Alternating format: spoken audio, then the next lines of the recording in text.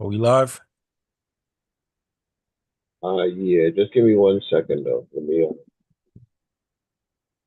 Let me just copy this. Save this.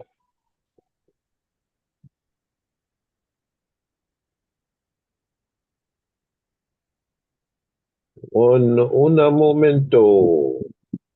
Un momento.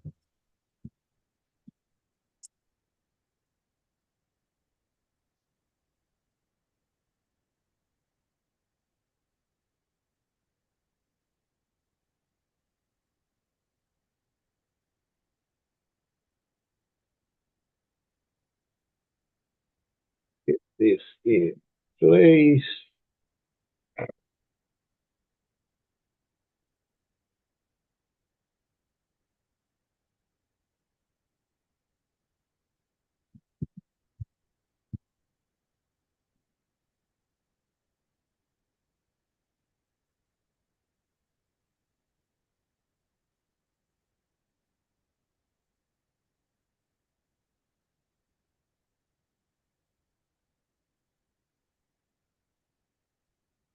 You are good to go. Ah, all praises. Praises, all praises, all praises. Oh, praises. Yeah, Zion, you ready? God. Good. All right. All praise How about Shemel Shai? We are back again. Another Thursday class. Hopefully, brothers and sisters, week is going good. In the midst of captivity. We take it a day at a time as the Most High speeding up the time for the elect's sake, bringing judgment upon Esau and the rest of the nations, even Israel, right? But also just for a reminder for all of us, brothers and sisters, count your blessings, you know, remember your first self. Remember when the Lord brought you into the truth, so never forget that and just keep pushing forward. Khan, God. just keep pushing forward. It's not how you start, it's how you finish, right? So one of the blessings I think the Lord gave us as a gift, waking up to this truth, is also waking up our spiritual eyes, right? So that's why the name of the lesson is called Spiritual Eyes Recognize Real Lies. Khan? Fine.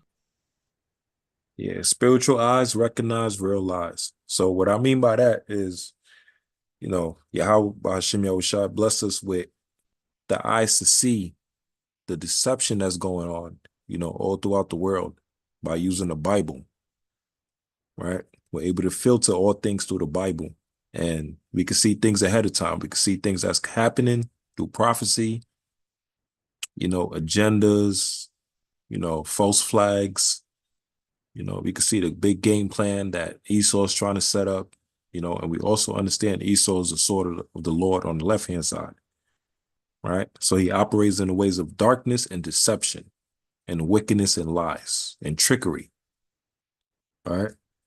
So first off, let's get Revelations chapter 12 and verse 9. And pertaining to this lesson, we're going to talk about the issues that's going on right now, all throughout America, especially with the Venezuelans, right? Which are Israelites, the Venezuelans. Um, Esau is behind all of this trickery and deception, and we'll deal with that through the videos I'm gonna show y'all. But Yazian, let me get Revelations chapter 12, and let's get verse 9 first. This is the book of Revelation, chapter 12, and verse 9. And the great dragon was cast out, that old serpent, called the devil, and Satan, which deceiveth the whole world. He was cast out into the earth, and his angels was cast out with him. Right. So it says that great dragon, which is Satan. Now, Satan is also a representation of Esau, right? He's the people of Satan. He's the people of the devil, right? Let's get First John chapter 3, and let's go to verse 10. Let's prove that real quick. They're known as the deceivers. deceptions, lies, trickery, all right? False This is the accusers. John chapter 3 and verse 10. And this, the children of God are manifest, and the children of the devil, whosoever doeth not righteousness, is not of God. Right. Neither So he it's a that doeth. balance, Salakia. So we're showing a balance. So it's saying this, the children of God is manifest, and also the children of the devil, right? So the children of God is speaking about the Israelites, the blacks and Hispanics, the American. We are the children of the Lord, right? Let me get Psalms chapter 82 and verse 6. The children of Satan is speaking about the devil himself, or the people of the devil, which is the Caucasian people, right? All throughout the earth. That's Esau, Edom. So let me get Psalms chapter 82 and verse 6. This is the book of Psalms, chapter 82 and verse 6. I have said, ye are gods, and all of you are children of the Most High. All right. So we are the so-called gods of the earth, but also the children of the Most High. God? God. Right. So now let's get into this video. Let me show you this video right here. We know that Israel, but I want to show y'all the deception of Esau. Let me share this real quick on the screen. Once again, shalom, shalom, family. Happy Thursday night class. Happy Thursday night class. The name of the lesson, if you can see it on the screen, is Spiritual Eyes Recognize Real Lies. All right. So let me share this on the screen, showing you the deception of Esau. Right. They all talking about the Venezuelans and the issues and the problems, and they trying to portray the Venezuelans as killers and murderers, and they're the big bad villain and all of this stuff, right? But check this video out. by the way, has the lowest murder. Venezuela, by the way, has the lowest murder rate ever right now. What does that tell you? Yeah, all the murderers are gone. We're here. Yeah. So is it true that they're emptying prisons? I mean, is this This is not Cuba all over again? This is not a hearsay. There was a memo by DHS last year admitting that in fact they knew that Venezuela's government was emptying their prison and rehabilitation centers or drug centers, releasing them on purpose because they knew with instructions to make, if you were going to get out, you're going to make your way to the U.S. That is not, we're not making that up. That's true. It was reported on, and DHS admitted that that was happening. And in fact, it has. El Tren de Aragua is heavily present in our country now. So when they're talking about DHS, that's speaking about Department of Homeland Security, right, of the U.S. government. That's what it's speaking about. When he's saying DHS, he's speaking about Department of Homeland Security. So he said that DHS, Department of Homeland Security, is supposed to be our top #1 defense security on all throughout America and all of this stuff. They're supposed to protect the citizens and all this, right? He said that they knew that the Venezuelans that's over here in America, all the so-called prisoners and the killers that they want to talk about, were being released and funneled through America before it even happened. They knew that was going to happen, right? Now, the reason why I said this is all deception, because remember, a couple of months ago, from California to Chicago to New York, it was an influx, right, of Northern Kingdom coming in through the buses, through boatloads, trains, and everything. It was an influx, nonstop. Not just them, a bunch of immigrants as well too, right? And what happened?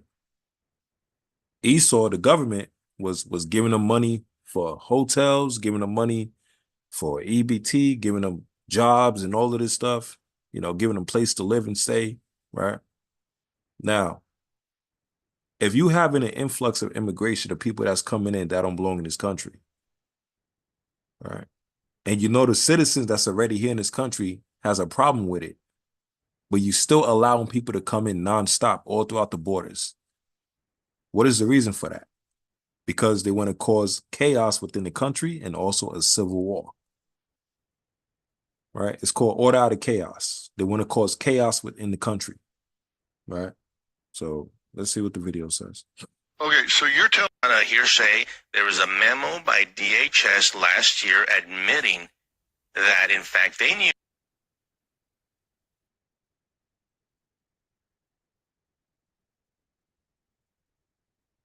we know that's happening. This is not Cuba all over again? This is not a hearsay. There was a memo by DHS last year admitting that, in fact, they knew that Venezuela's government was emptying their prison and rehabilitation centers or drug centers, releasing them on purpose because they knew, with instructions to make, if you were going to get out, you're going to make your way to the U.S. That is not, we're not making that up. That's true. It was reported on, and DHS admitted that that was happening, and in fact, it has. El Tren de Ahrayah is heavily present in our country now. Okay, so you're telling me that DHS has acknowledged that Venezuela, for example, is emptying their prisons and their rehabilitation centers with the understanding you get out if you leave here and go to the United States. Yes. And DHS has, in writing, said, we know that's happening. We know they're coming here. We're processing them in and have no idea where they are. Correct. How many people are we talking about? Millions. And just Venezuela alone.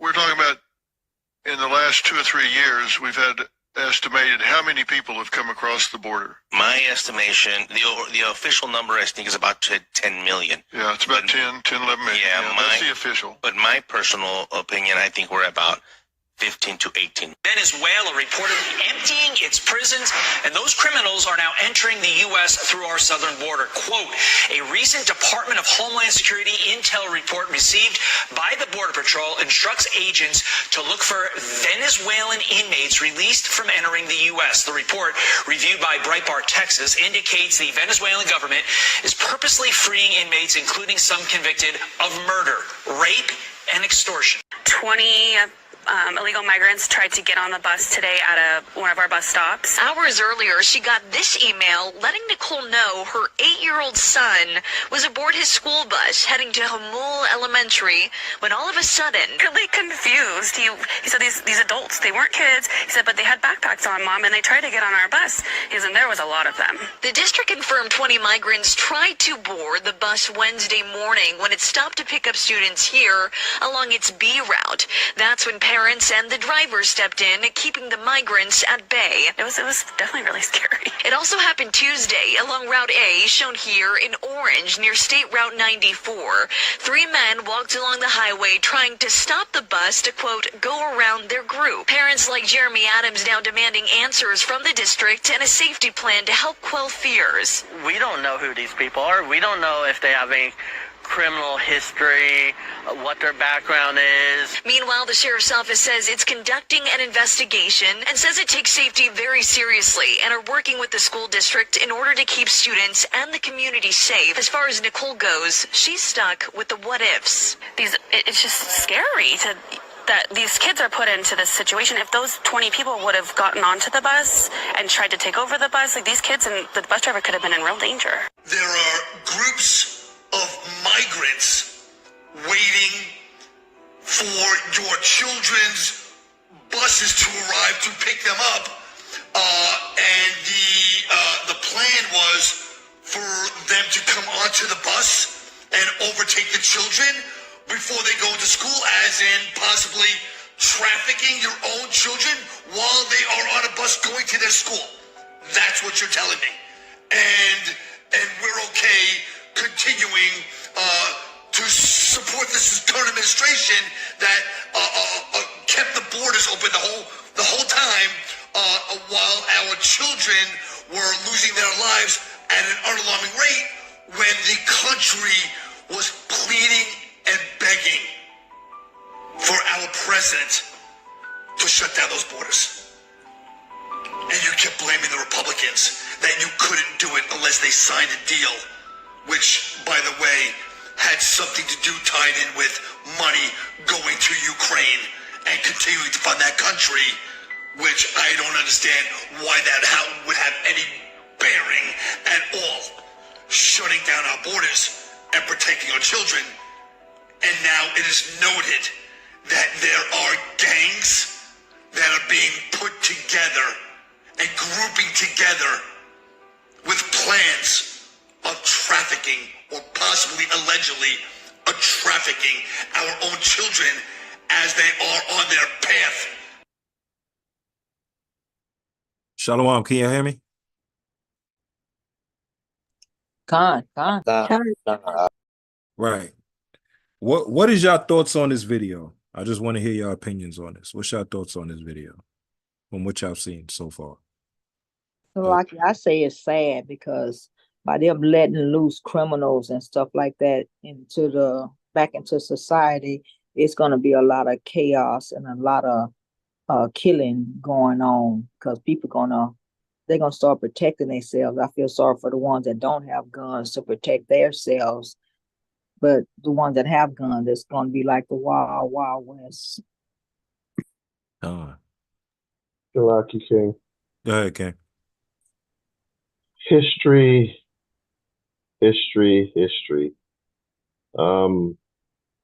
You know, a lot of times it's like you look at the news, but you shouldn't be looking at the news because the news is slanted for a specific type of narrative, right?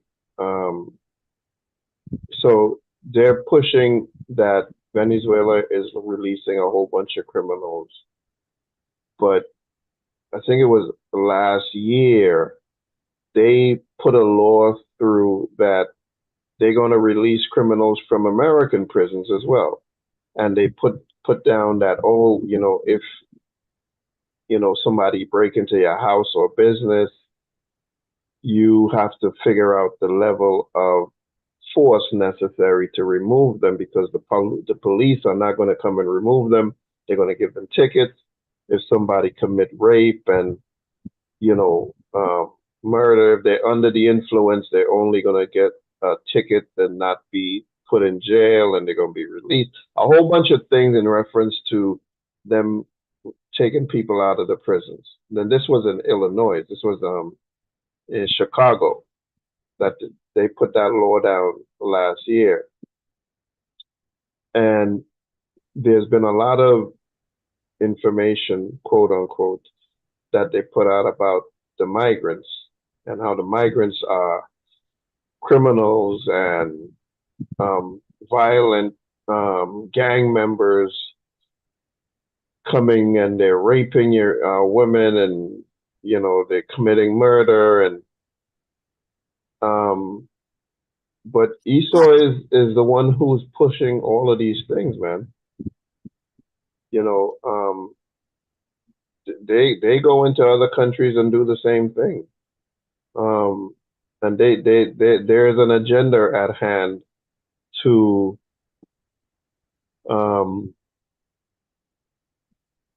who knows what the purpose is, but there's a purpose in place for all of the things they're doing, man. So when I look at the news, I look at it with a side eye, you know, because there's always some kind of purpose behind, you know, all of the wickedness that these people do.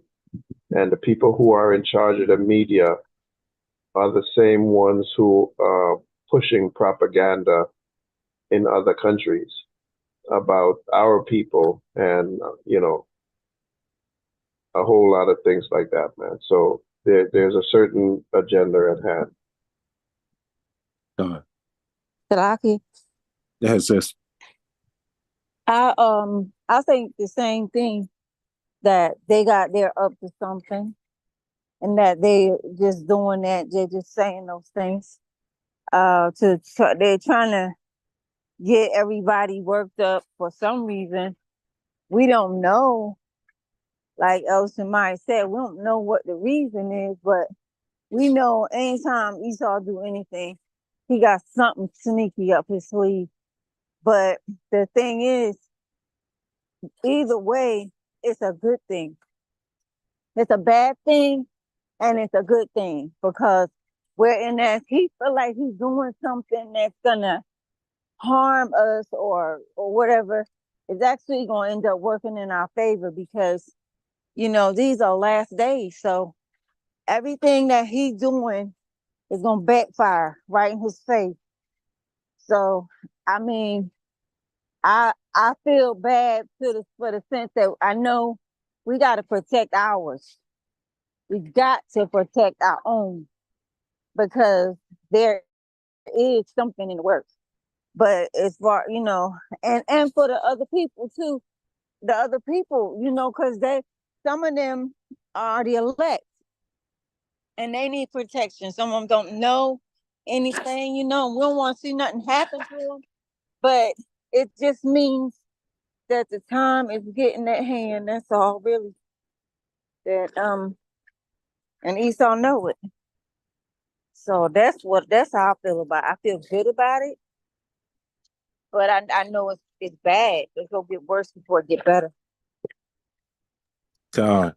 Hey, Shamaya, can you give me the host also on the second Judah King iPhone? And Yazian, get 2 Corinthians chapter 2 and verse 11. Duarte King.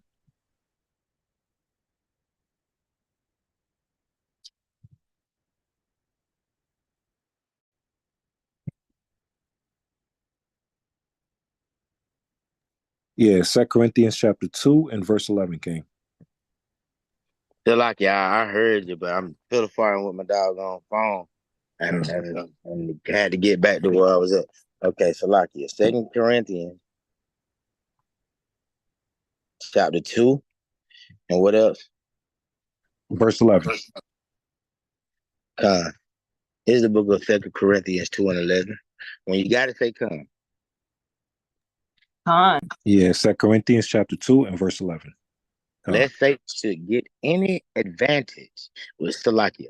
Lest Satan should get an advantage of us, for we are not ignorant of his devices.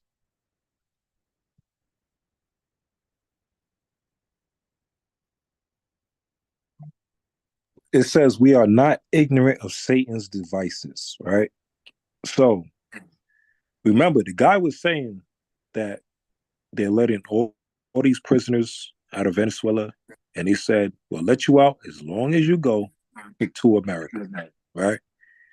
And then the second part of the video, it showed the Edomite talking about the children and the trafficking, and they're worried about the Venezuelans and the trafficking. But lo and behold, let's see who's the one that's actually controlling these sex trafficking. Right? Trading is not for everyone, but if you are a trader, Plus 500 is the place for you. You said Salakia? Yeah, I was going to say something. Go ahead, King. I was like, Most High work in mysterious ways. God is good. As we having this lesson right here, what you having, right? Mm-hmm. Most High just revealed to me how the devil works. While we watching this lesson, right, something happened today. Wow. To keep people's minds off of things like what you have in the lesson known. That agenda to keep people blind and to keep people mind on something else. Now watch this. NLE Chopper just came out the closet today. People gonna be so focused on that they're gonna miss these important things that you bringing out tonight, plus more. Hey, remember? Yeah, go ahead, Ken. Go ahead, Ken. These are the things that keep our people blind, keep us not knowing what's really going on. So I just wanted to say that. God, and that's the art of deception, right? The art of deception. Part of the art of deception is distractions. It's like with a magician, sleight of hand, distractions, right? So they don't want you to keep your eyes on the prize, so they'll give you something else to stay occupied by, stay busy by. Distractions. It could be a sports. It could be controversy. It could be these rap artists, celebrities, right? is all to keep you off your eyes of the prize of what's really going on. It's like they said with the Romans, circus, bread and circus. Right? But the thing with us, we keep our eyes on the wicked. That's why the lesson is called spiritual eyes, recognize real eyes. Not physical, but spiritual eyes. That's what Esau hates. Because we got the eye of the tiger. We focus. We see what's going on. We can cut through all the BS, right? And all the masking and disguising and blending in and hiding. That's what Esau hates. That's what this devil hates, is that he's being exposed through the word of God, the light. He can't run, he can't hide. Khan? Khan. So check this video out. Like the scripture says, be not ignorant of Satan's devices. Watch this video. Because the guy was talking about the children and trafficking and all of this stuff. Well, let's dig a little into history. This is a video that happened last year. It says, HHS whistleblower claims U.S. government is middleman in child trafficking operations. All right. So check this video out. Good afternoon, Chairman McClintock, Ranking Member Japal, and distinguished members of the committee. It is an honor to be here. I thank you for the invitation to share my testimony. My goal is to inspire action to safeguard the lives of migrant children, including the staggering 85,000 that are missing.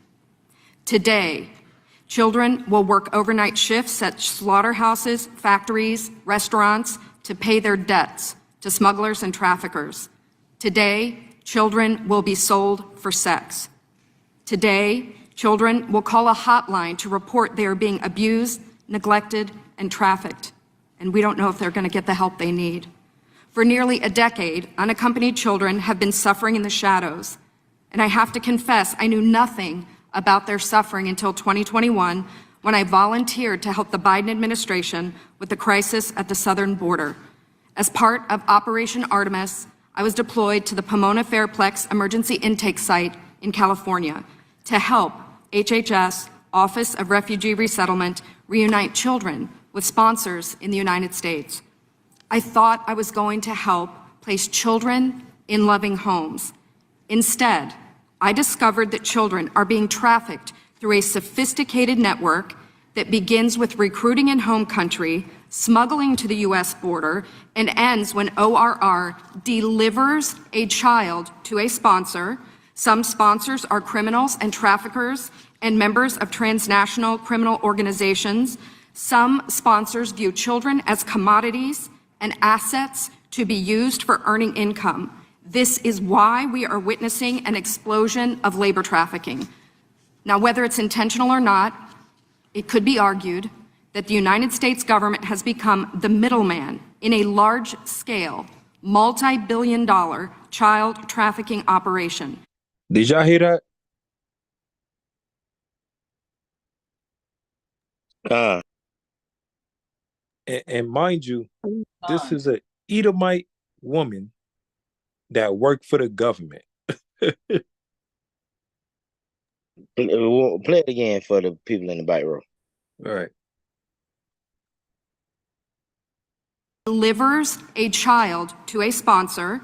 Some sponsors are criminals and traffickers and members of transnational criminal organizations.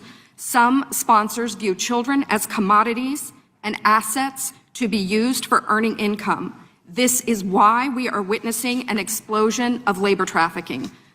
Now, whether it's intentional or not, it could be argued that the United States government has become the middleman in a large-scale, multi-billion-dollar child trafficking operation that is run by bad actors seeking to profit off of the lives of children. As for me, my interest is the safety of the children. I do not view this as a political issue. I view this as a humanitarian issue. I assure you, my motives are the highest and best. I want the children protected. So I want to tell you some of what I witnessed personally at the Pomona Fairplex.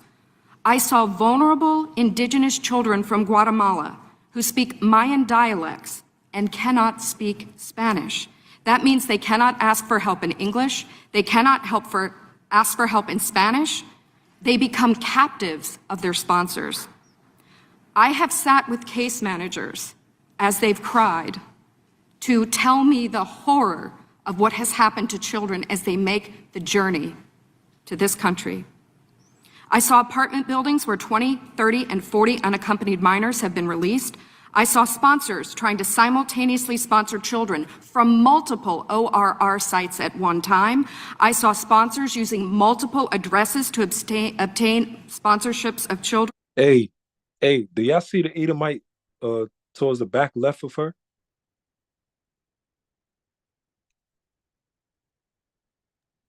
Todd. Y'all see how he's moving his body language as she's speaking? Yeah, he in on it. And Huh? I said, yeah, he in on it. Yeah. I saw numerous journey to this country. I saw apartment buildings where they cannot ask for help in Spanish. They become captives of their sponsors. I have sat with case managers as they've cried to tell me the horror of what has happened to children as they make the journey to this country. I saw apartment buildings where 20, 30, and 40 unaccompanied minors have been released. I saw sponsors trying to simultaneously sponsor children from multiple ORR sites at one time. I saw sponsors using multiple addresses to obtain. Why is he bringing a little hard right now, man?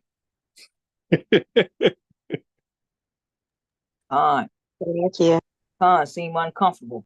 Right. He seemed very uncomfortable. And Miss Nava, I know you got that eye to see, especially dealing with criminals like that in the courthouse and all of that stuff. Body language is a very big thing. Yeah, he part of the crew, cuz.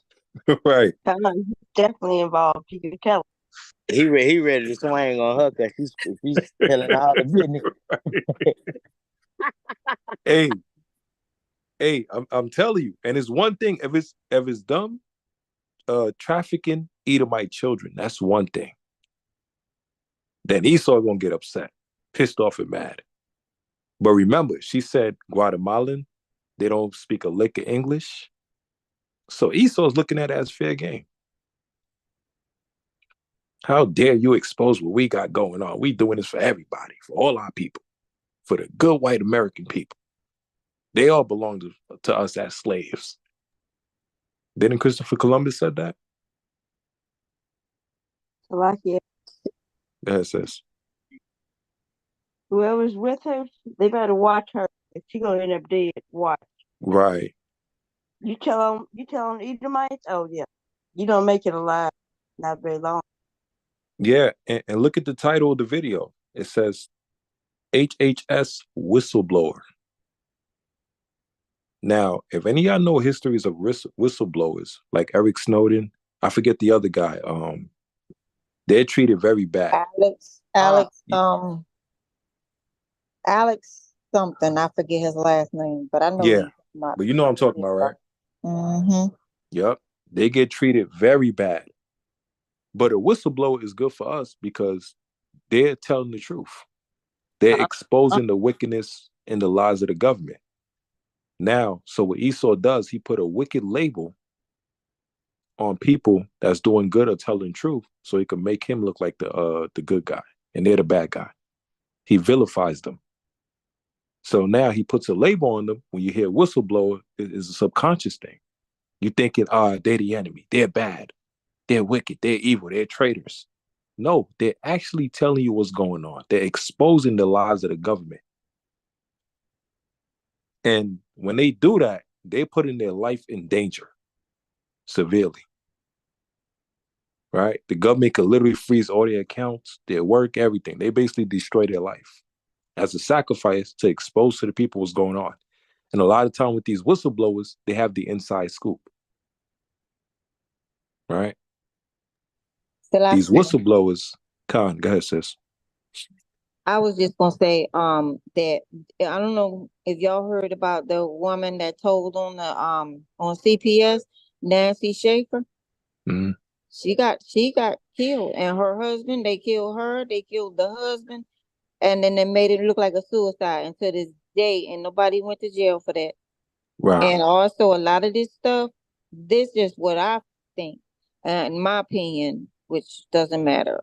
But what it looked like to me, even a lot of this stuff, when they be telling on these different people, they hiding what's going on in America actually, because it's a whole lot of trafficking of children in America just through that organization, that DSS organization. So they playing like a mean game of chess. That's all they doing. And Right. they think they got us in their hands, in the palm of their hands. That what anything they say, we going to hold on to it. We just going to just hang on to their every word for dear life. Right. God. Yazian, let me get Job chapter 15 and verse number 5. This is the book of Job, chapter 15 and verse 5. When you got it, say con. And I want to show y'all this video just to back up what the guy was talking about with child trafficking. And this is Esau talking about child trafficking, the Venezuelans. They're going to do this, they're going to do that. We got to be worried about this. But idiot, if only you knew, the one that's controlling the child trafficking and the middleman of the whole operation is your own damn government. Con. All right. So bring that out, King. Con. This is the book of Job, chapter 15 and verse 5. For thy mouth uttereth thine iniquity, and thou choosest the tongue of the crafty. You see? So her mouth uttereth the iniquity of her people, the wickedness of her own people. Right? Read on. Con. Thine own mouth condemneth thee, and not I. Yeah, thine own lips testify against thee. And look what just happened. Her own mouth condemneth her people and her nation, and her own lips testify against her own people. God? All praises. Literally testified against her own people. She's at court right now.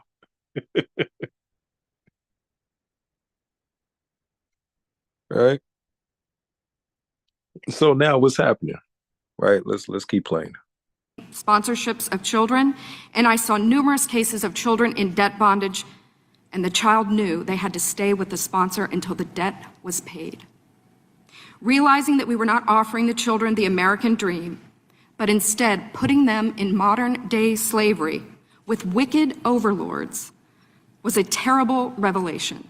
Ooh. A terrible revelation. Hey, Slakia, wicked ahead, overlords. That sounds good. That what she said, Slakia, that what she said, wicked overlords. I mean, that talk about wicked Edomites. Right. Let's get Prayer of Ahrayah, chapter 1 and verse 9. That's in the Apocrypha. Let's see. This is the book of Prayer Ahrayah, verse what? Verse 9. Verse 5? Verse 9. Verse 9. Verse 9, Salakia. When you got to say con.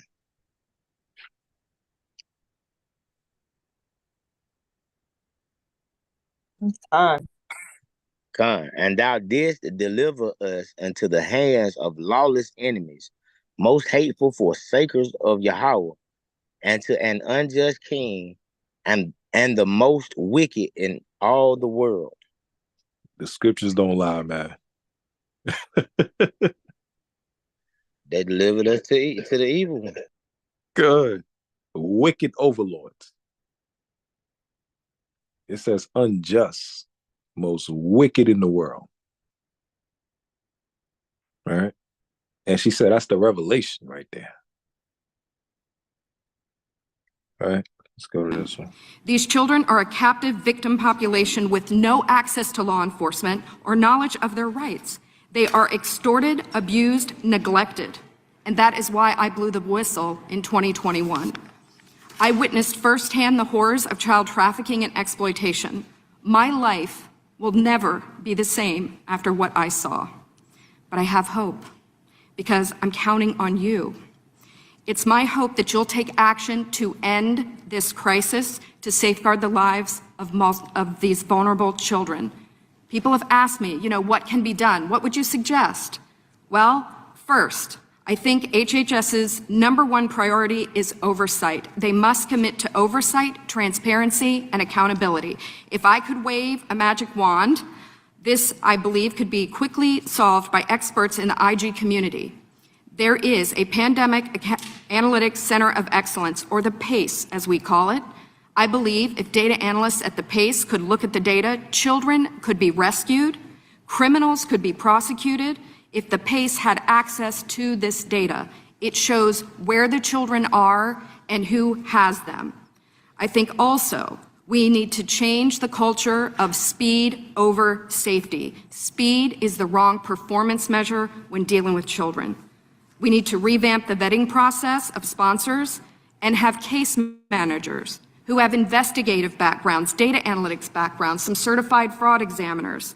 And I think we need to reimagine a system where the sponsor is the accountable party. Sponsors should be required to report to ORR. And lastly, stop retaliating against whistleblowers. Stop retaliating against the people who are trying to tell the truth to save the children. Did you hear what she said? Con. Con? That means leave us alone too. Right. Hey, King. Yahweh still can use the enemy, man. He used the enemy in a lot of instances. Right? How do you know that? Get Proverbs 21 and verse 1. She says, stop retaliating against the whistleblowers. Why is she saying that? Because the way that America retaliates is by killing the people that's telling the truth and exposing them. Con, but all praises to the Most High Yahweh, Ba'ashem Yahweh Shai. He protecting us. All praises, right? All praises. So this is an Edomite. This is coming out of an Edomite woman's mouth about the wickedness of America. But they're not going to show this video all over the news. So, like you. Go ahead, sis. When did this video happen? Recently? This was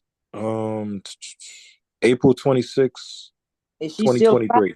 Is she still alive? I'm not even sure. I didn't even look that up. Let me check.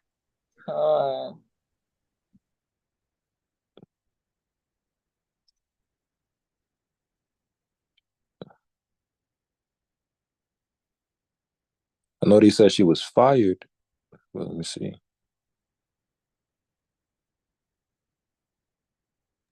They probably got her. They fired. Right. They fired her. God. Yeah, they probably got her. And then they so nasty. They probably got her and did her just like they be doing them same kids she was talking about. Mm-hmm. Con. But let me show you what's funny about this video right here, right? Because we don't want to stare off from the lesson with the Venezuelans.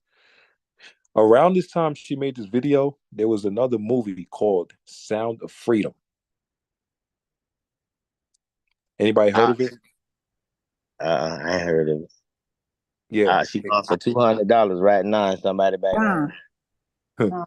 Freedom lie. We covered that too, remember? God.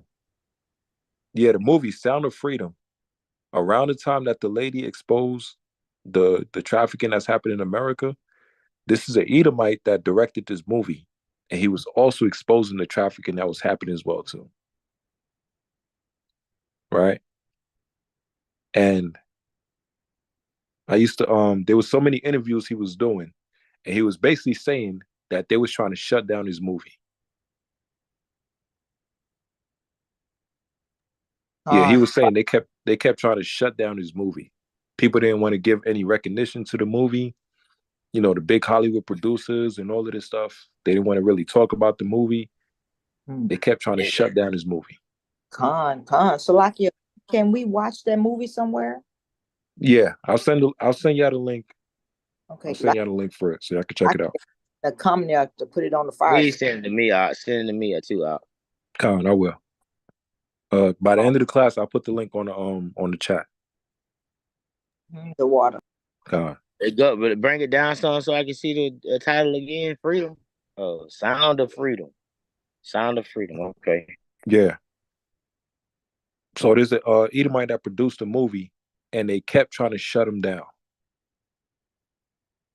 Right. So this is showing you the Most High can use anybody. There ain't no restrictions. The Lord used Cyrus. The Lord used Nebuchadnezzar. The Lord can use anybody. Who are you to dare to tell the Most High what he can do and not do? All right. Let me get Proverbs chapter 21 and verse 1.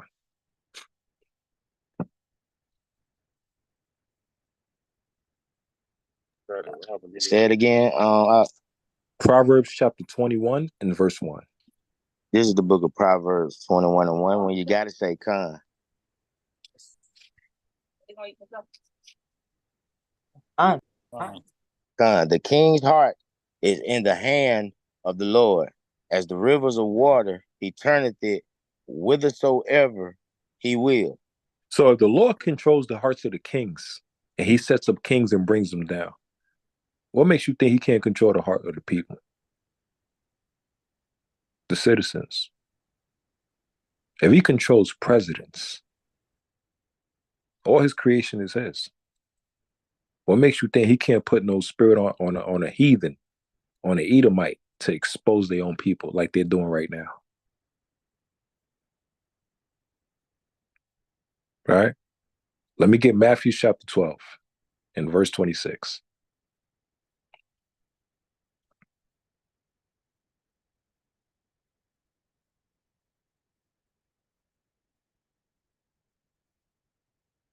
You see what the title says right here? Why is Sound of Freedom so controversial? Don't listen to them. Why did the brother have to put up that title? Matthew chapter 12, verse 26. Like I was talking to my children. Matthew 12 and 26. This is the book of Matthew 12 and 26. When you got to say con. Con. And if Satan cast out Satan, he is divided against himself. How shall then his kingdom stand? You see? How is Satan's kingdom going to stand if they're going against each other? They exposing each other. Right? So the guy that made the movie Sound of Freedom is Tim Ballard. This guy right here. Go Mining partners with the best to make mining easy for everyone. And look what the title says. Join the mining revolution and create your first miner. Sound of Freedom. Choose your level of processing power. The more power you have, the greater the rewards you receive. Manage the returns of your investments. Earn your first reward. This summer blockbuster. It's too loud to hear. But there's.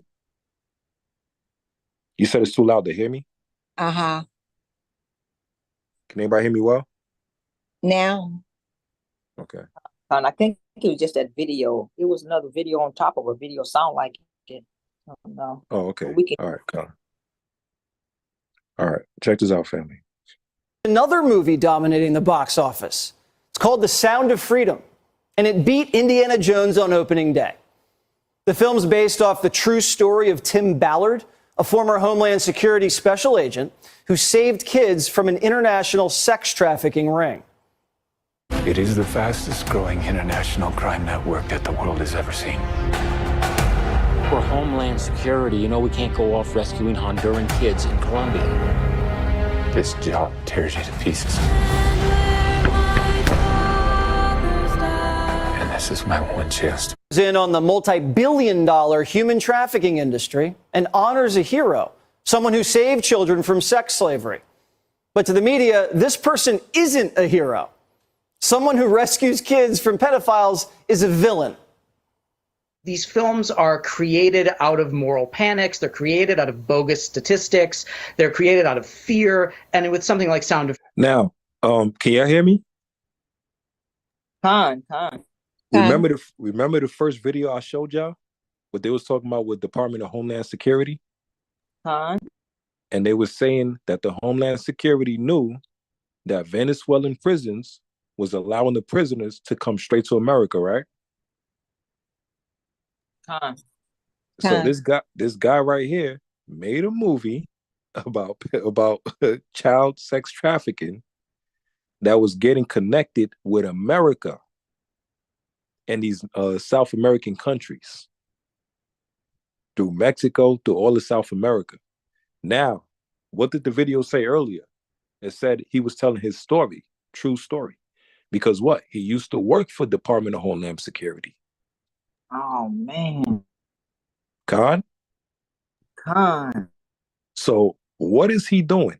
He made a movie to expose the wickedness of what? Of America. Khan?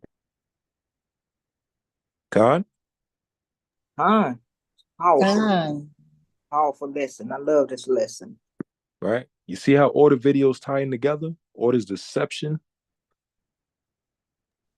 and these lies? Salakia, and he using the Edomite to expose them all. Exactly. That happens in real life. Even Oprah is in on her and Tyler. Right. And that and The Rock too. Right, and The Rock too as well. So that's all going to show you. Remember, this is a game of chess. The Lord controls the board. Right? He sets up the pieces. Esau's playing chess. The Lord is playing intergalactic, celestial, heavenly, predestined chess. He already has the pieces set up. Right? So this is an ex-Homeland, Department of Homeland Security person that used to work there. Now he came out of it, and now he made a movie about the wickedness. He's so passionate about it. The Lord put the spirit on him to do that, to expose his own people. Same as the woman, the Lord used her to expose Esau. So now what is happening? The media outlets is doing what? They're ripping the movie Sound of Freedom apart. Because what? It's exposing truth. And the lies and the wickedness of America. That America is the middleman behind the trafficking the whole time. And look what the video says. Look what the screen says. Hollywood coining promoters movie is hit at the box office. Author says what? The world's worst conspiracy theories. So that's another trick Esau used, conspiracy theories. Another label he put as a negative label. Right? It's a conspiracy. They're conspiring. They're lying. They don't know what they're talking about. So why you got whistleblowers then? All right. Why you had this movie of Eric Snowden? And you portrayed him as a villain, as a criminal, when he just exposed the wickedness of the government. And he used to work for the government. They use him to spy on everybody.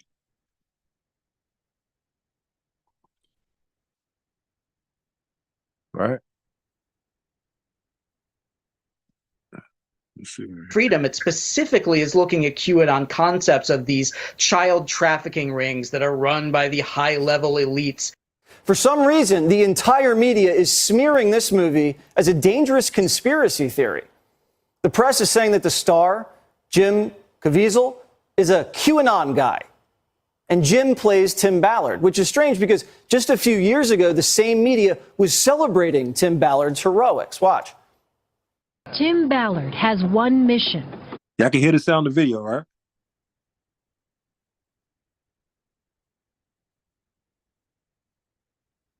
Yeah, we hear it good. All right.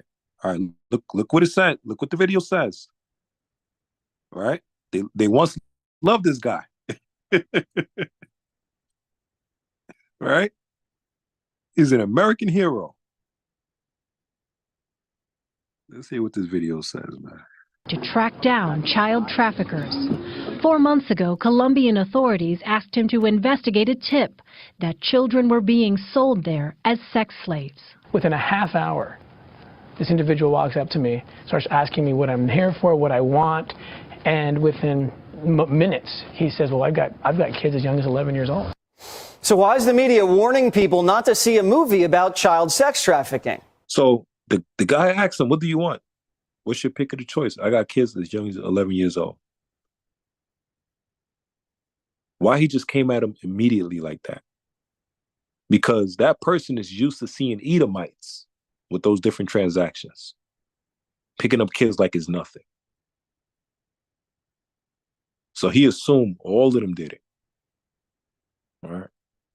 It's based on a true story. Well, the Spear Fund founder, Tim Ballard, joins me now. So, Tim, why is the media hating this movie? You know, I can't understand it. The film was made, produced, written like 5 years, 6 years ago, way before anyone heard the name QAnon. I still don't even know what QAnon is. In the meantime, they're trying to connect it to some conspiracy when, in fact, like you said, this is a true story. These are real kids. I mean, these kids are my friends. They're young adults now, the ones that were rescued. They're going to come out soon and tell their story. It's going to be very awkward when the mainstream media comes after these kids next and accuses them of being part of some conspiracy when, in fact, they were rescued from a life of rape. It's the most bizarre thing I've ever seen in the media, perhaps. I mean, this publication says The Sound of Freedom is a superhero movie for dads with brain worms, and that it fetishizes the torture of its child victims. Is that what the movie does?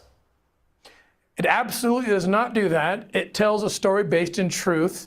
And, you know, what I think is happening, Jesse, I think that the left and these media outlets, they don't want to have a discussion that this film is going to compel. A discussion about why 85,000 children showed up unaccompanied at the border and got released into the interior of a country that is the highest consuming country for child exploitation material on the planet. They don't want to talk about why these same publications are pushing an agenda to change the word pedophile to minor attracted persons in order to normalize sexual activity with children. I think that's what they're trying to avoid, and they know this film's going to shine a light on all of the things, all the atrocities happening to children, and so they have to discredit it by lying about it. So what would their motivation be to discredit a movie that's trying to shine a spotlight onto atrocities committed against children?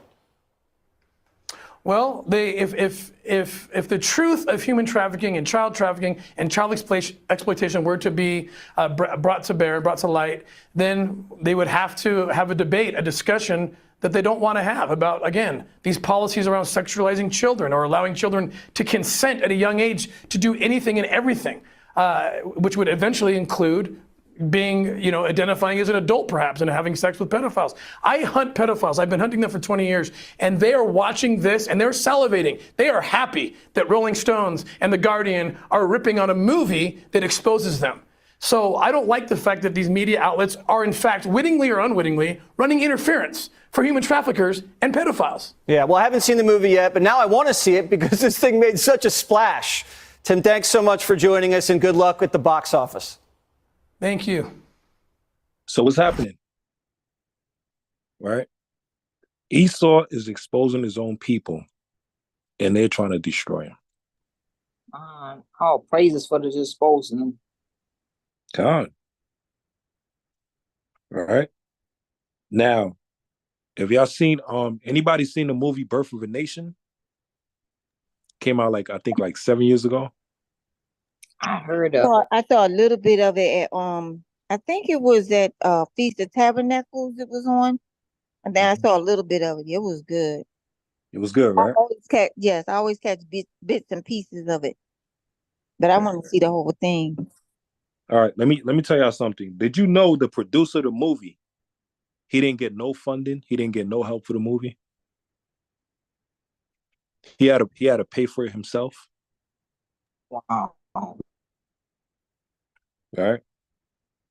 Yeah, the producer of the movie, Nate Parker, he had to pay for that movie himself. He had to raise up money for himself for that movie. He didn't get no funding from Hollywood, no help from nobody, top celebrity friends, or nothing.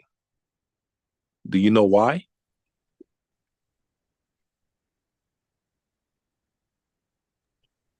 Too much truth in that movie. Exactly. Right? And also, it was one of the first movies that showed Black people actually fighting back against Esau in all these slave movies and chopping their heads off. It ain't show like 12 Years a Slave, where we're getting our behinds whipped and we're not even trying to fight back and we just destroy. That just was used to getting stomped out, Slakia. Just I'm used to sorry, getting Slakia. stomped down and just kicked down on the floor and just beaten down like we ain't had no type of fight in us. It didn't show the movies like what was it? The Color Purple, right? And all these other so-called slave movies where we were just getting our behind handed to us. Right? Birth of a Nation actually showed us fighting back against these damn devils. Oh, praises. And Esau was furious. And also when people seen that movie, in the movie theaters, they was getting mad as hell. Everybody was getting mad. Because it brought our people back in that mindset of, we want payback. We forget these Edomites acting all nice to us and smiling, but then it reminded us of being at the cotton field, getting our backs whipped in, getting tricked, right? Nat Turner in that movie, being taught the Bible by the ways of Esau. Like they said, seminary school, cemetery school. But then later on, as he grew up in the movie, the Lord started to open up his eyes and he started to recognize the real eyes. And then the eclipse came in, right? And he said, we got to get some payback. We got to wipe them off the face of the earth. They're the devil. And even in that movie, they brought the little Edomite pastor to try to challenge Nate Parker or, Nat Turner in the movie. They was going back and forth with scripture. And then he hit him with the scripture. He said, he that stealeth a man and be found with him in his hand shall surely get put to death. When that damn Edomite pastor heard that, he got so mad, he just punched Nate Parker, and then he started whipping him. Because he didn't expect that he would know the scriptures like that. And that judgment was coming. But guess what happened with that movie? When he put out that movie, all of a sudden, coincidentally, they had so many of our people, black women started hating them, right? They started ripping the movie.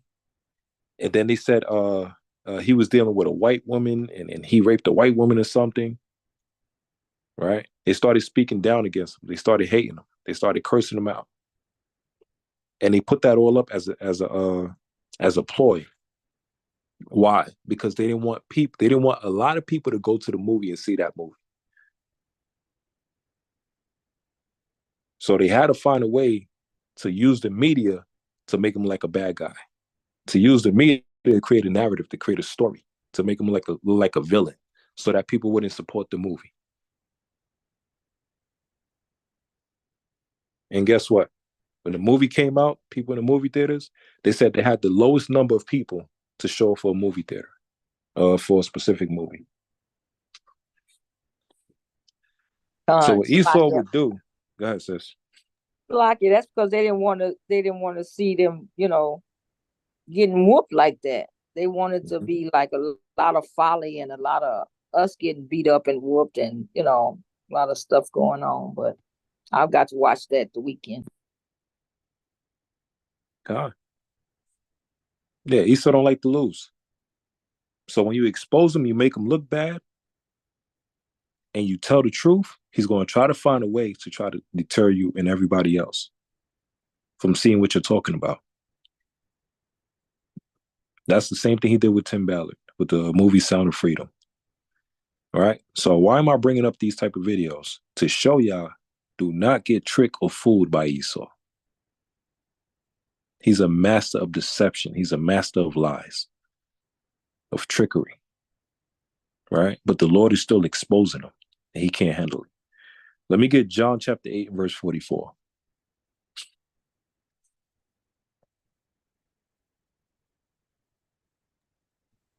This is the book of John, chapter 8, verse 44, when you got to say kind.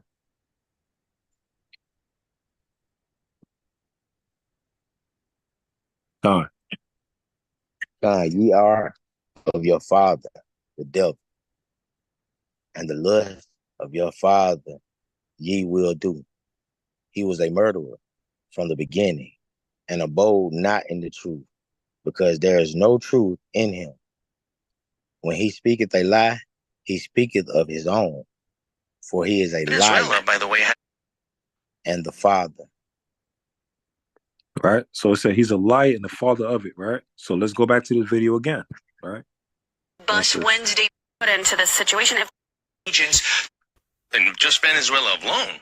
We're talking about in the last 2 or 3 years, we've had estimated how many people have come across the border. My estimation, the official number I think is about 10 million. Yeah, it's about 10, 11 million. Yeah, that's the official. But my personal opinion, I think we're about 15 to 18. Venezuela reportedly emptying its prisons, and those criminals are now entering the U.S. through our southern border. Quote, a recent Department of Homeland Security intel report received by the Border Patrol instructs agents to look for Venezuelan inmates released from entering the U.S. The report, reviewed by Breitbart Texas, indicates the Venezuelan government is purposely freeing inmates, including some convicted of murder, rape, and extortion. 20 illegal migrants tried to get on the bus today at one of our bus stops. Hours are All right. So now let's go to this video.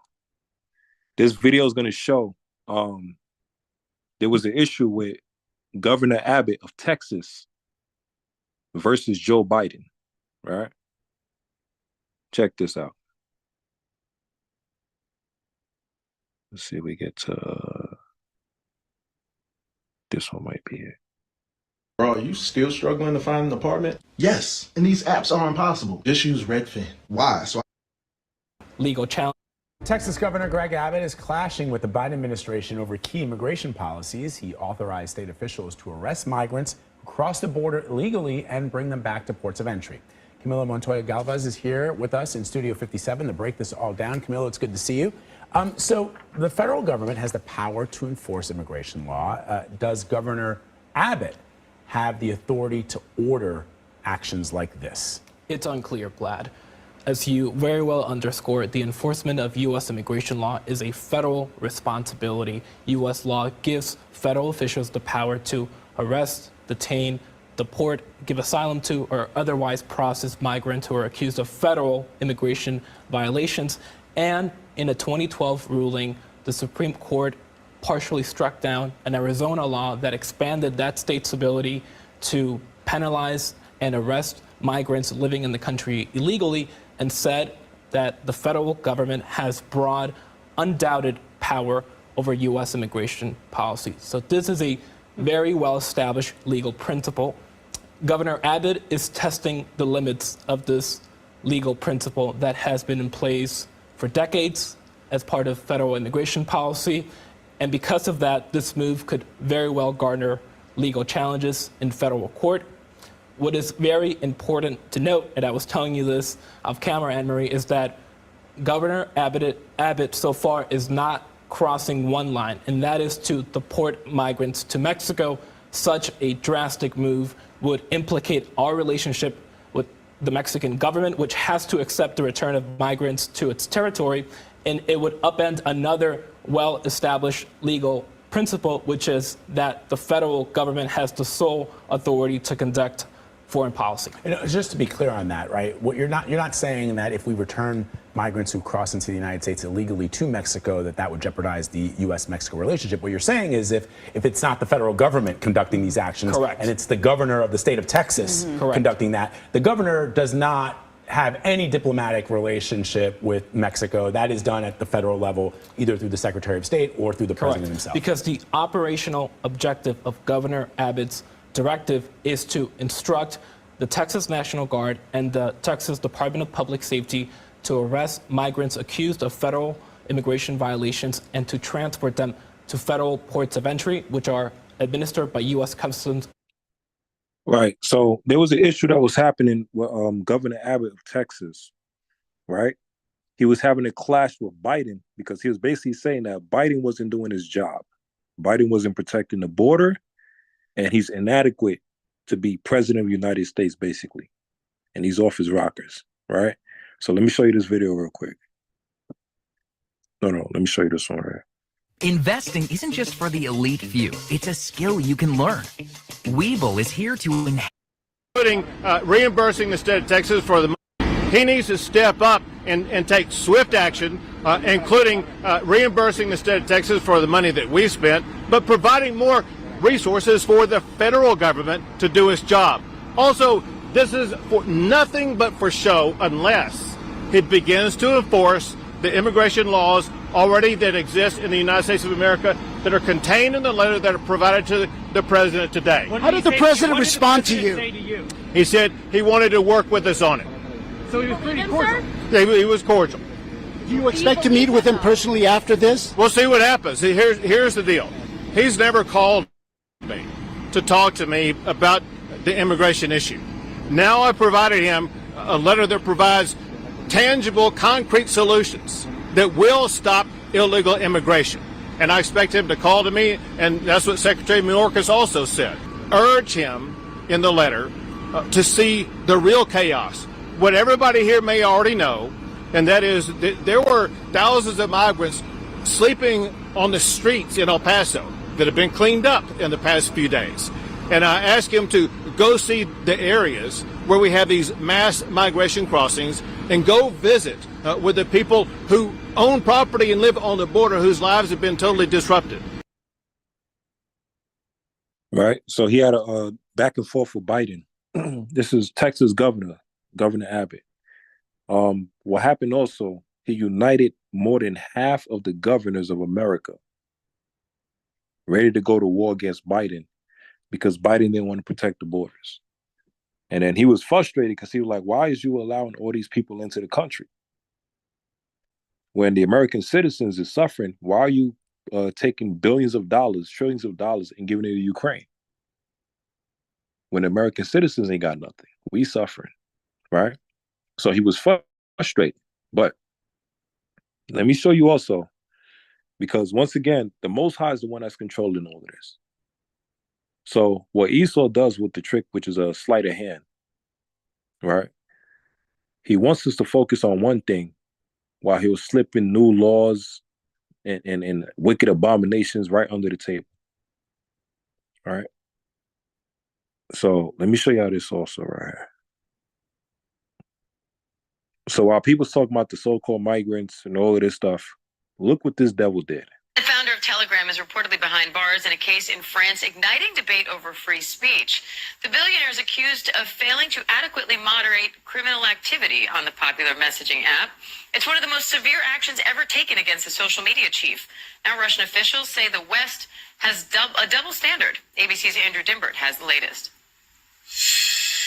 He's known as the Mark Zuckerberg of Russia. Billionaire Pavel Durov, founder and CEO of the popular messaging app Telegram, has been arrested in France. The app, which boasts nearly 1 billion users, has long maintained a commitment to free speech and does little to moderate content shared on the platform. My mission in life was to allow other people to also become free. Using the platforms that we created, or I created, my hope was that they could express their freedoms. French media reports Durov's arrest was the result of an investigation into whether he had failed to crack down on illegal activity on Telegram, including drug trafficking, child porn, and the promotion of terrorism. We want to be a neutral platform that is impartial and doesn't take any side. Telegram has said it actively combats misuse of its platform, saying each day millions of pieces of harmful content are removed, and saying it is absurd to claim that a platform or its owner are responsible for abuse of that platform. Many prominent figures are rushing to Durov's defense. RFK Jr. saying the need to protect free speech has never been more urgent, and whistleblower Edward Snowden saying Durov's arrest is an assault on the basic human rights of speech. While Telegram says it complies with European laws, it was recently slapped with a $5 million fine in Germany for failing to comply with laws on reporting illegal content. We at Telegram love blockchain. The reason we love blockchain, it's a technology of the freedom. We care about freedom. Even our logo, the paper airplane, symbolizes freedom to move in 3 dimensions. Freedom to communicate privately, freedom to express yourselves publicly. We strongly believe in giving people freedom to build their own tools, their own apps, their own businesses on Telegram. In fact, we allow more freedom to third-party developers than any other major communication app. And we integrated blockchain technology into Telegram at such a deep level. I think we're unique among all big social media platforms here. Now, Telegram is the 6th largest mobile app in the world. It's the 6th most used and the 6th most downloaded. But we're different from the rest of these apps. We're different from the other top 5. You see, other apps, they sell user data, personal data to advertisers without sharing any ad proceeds with either users or content creators. First, we don't use your personal data to target ads. We don't sell your personal data to advertisers. All our ads are context-based. Second, we would never prevent the direct link between a content creator, a community leader, an app, and the user. We will not clutter it with algorithms. And third, we believe in sharing. Telegram is different because we understand that all our success, all our popularity is because of you. We think the previous concepts, when a social networking platform operated almost like a digital slavery, should be over. This may not make much sense in terms of commercial interest of Telegram, but we think it makes a lot of sense in terms of the moral aspect of this entire operation.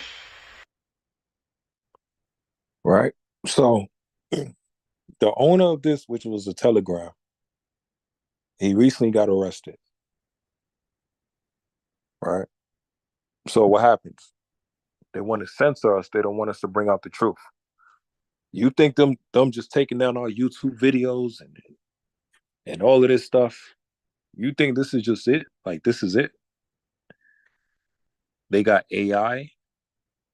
They got transcripts. That's on the video. Right? Let me show you what I mean by transcript.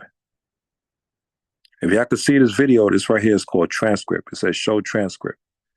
So it's showing you literally every second, every word that you're saying throughout the seconds, throughout the minutes. It's clocking it all throughout the video. Can y'all see the screen?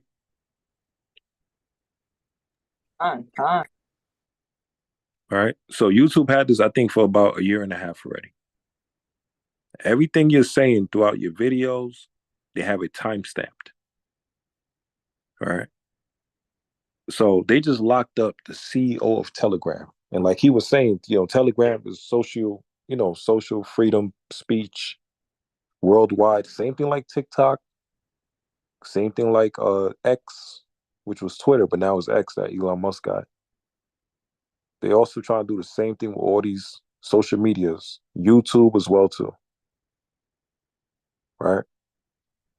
So they're trying to censor the truth. They're trying to stop the truth from coming out. All right, let me show another video. And let me get Amos chapter 8 and verse 11.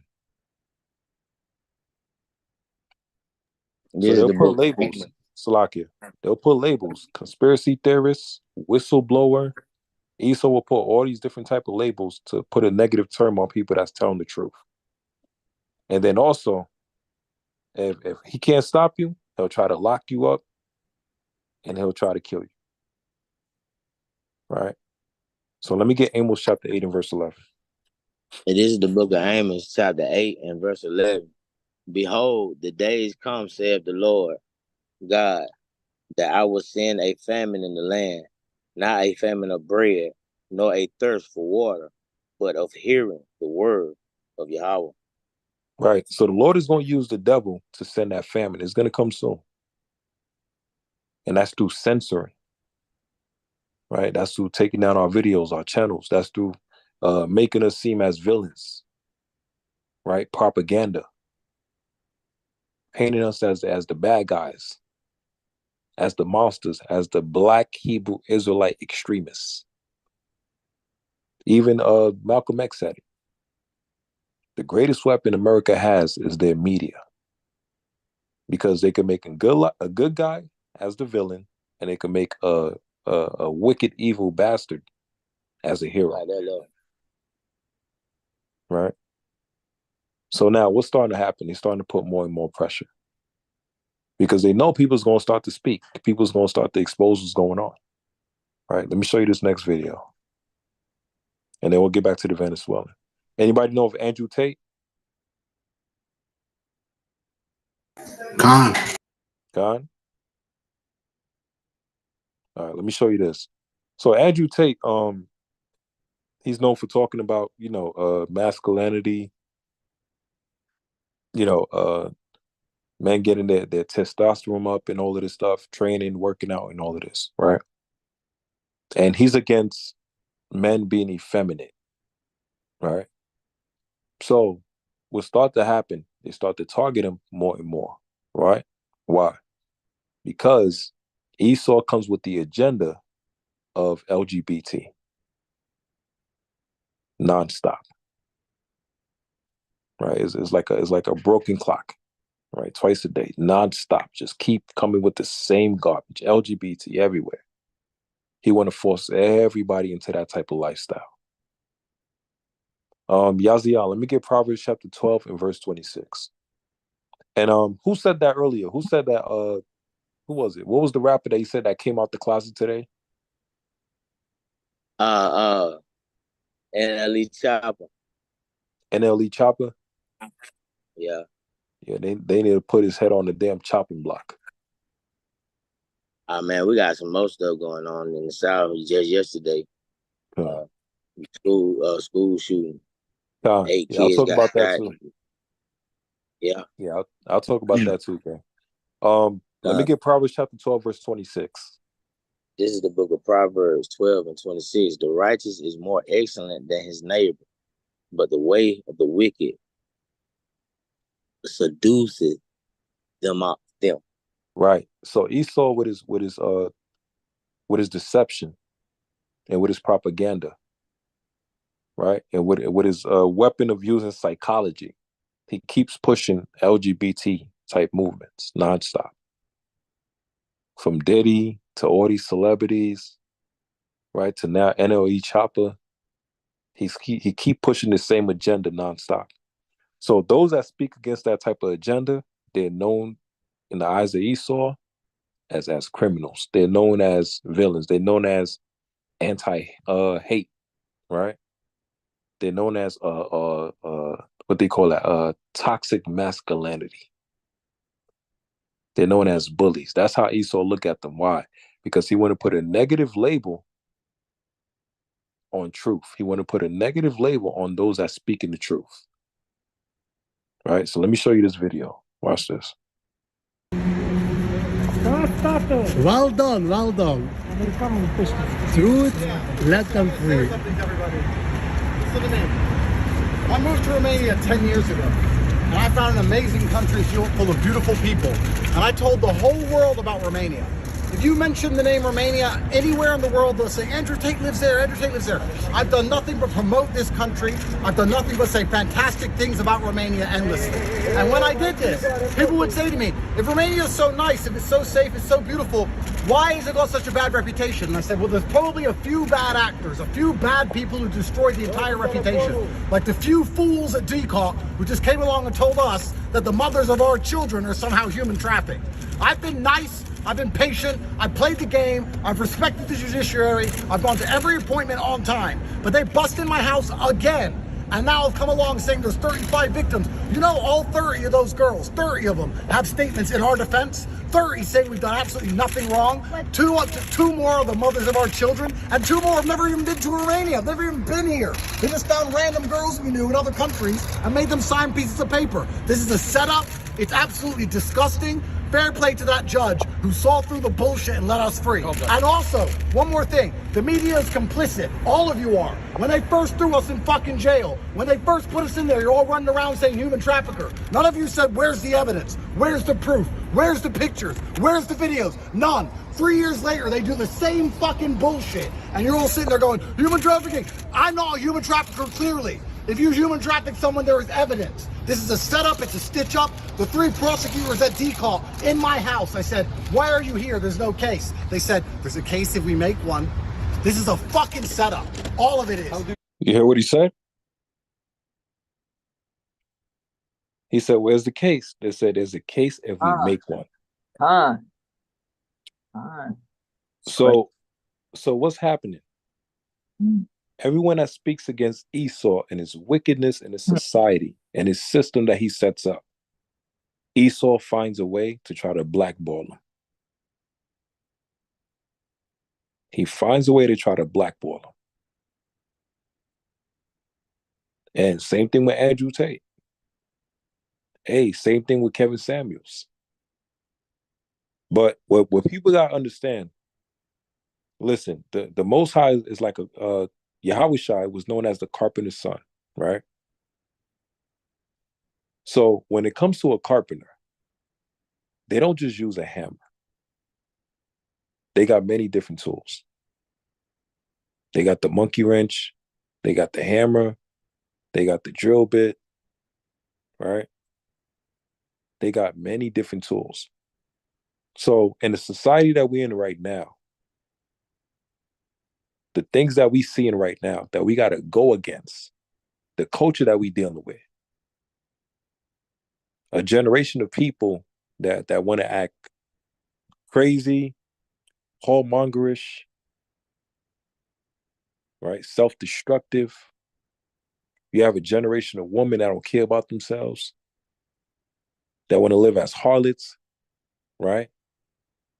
The people that they look up to is a Cardi B, is a Megan Thee Stallion, is a Sexy Red,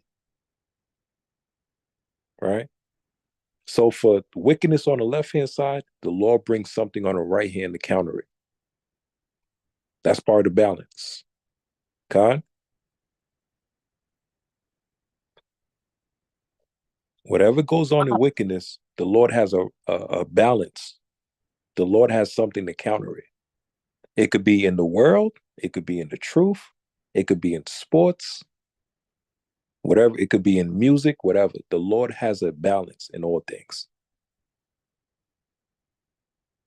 If one want to act ratchet, the Lord got a specific persona or someone the Lord is going to use to bring her back in check. And that's going to be in their world. That's going to be in their type of lingo, their language. Right? But everything has a balance. You have sisters that's moving wicked as hell in the world, and then you got sisters that's moving righteous in the truth. Also in the world too as well. They might not know that they're Israelites, but they're starting to wake up little by little. They're starting to keep some of the customs, having some dignity, dressing modest, keeping to themselves. Same thing with the men. Right? Now more than ever, you're starting to see more videos, more content about conscious information, knowledge, self-improvement. Right? Exhortation, motivational speeches, positivity. But then the other side of the balance, you're also seeing more about wickedness, killing, drugs, TV shows, what's that? The Pop the Balloon joint, folly. So wherever you go, there's going to be a balance in righteousness and in chaos. Khan? But either way, everybody's going to play their part. Right? So Andrew Tate, he's getting fed up. He's like, man, this is some BS. And like he said, people just coming out the woodworks. They just lying here and there, this and that. They do the same thing with Bill Cosby. They said he slept with this amount of people, he raped this people, all of that. And then he was like, that's a damn lie. All right, let's play on. And listen, quiet. I'm not talking to you, sir. Be quiet. Be quiet. Be quiet. This is a setup. It is done on purpose, and it is designed to come up with the most heinous possible crimes to slander our name. And every single Romanian citizen should be disgusted that they are spending millions of euros wasting their time trying to put innocent men in jail instead of fixing the roads, fixing the hospitals, fixing this country. You have a beautiful country full of beautiful people, and 3 idiots at DCAL have fucked everything. As for money laundering, sure, I'll approach that. Money laundering, no problem. Supposedly we're money launderers because we buy luxury goods and we try and hide that we buy luxury goods for other people and hide our money. If you buy your girlfriend a handbag in Romania, they charge you with fucking money laundering. This is disgusting. Disgusting. We have children. This is disgusting. Thank you.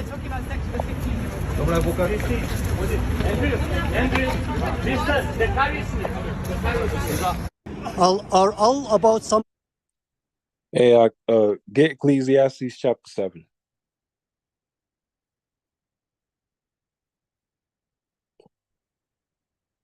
This is the book of Ecclesiastes.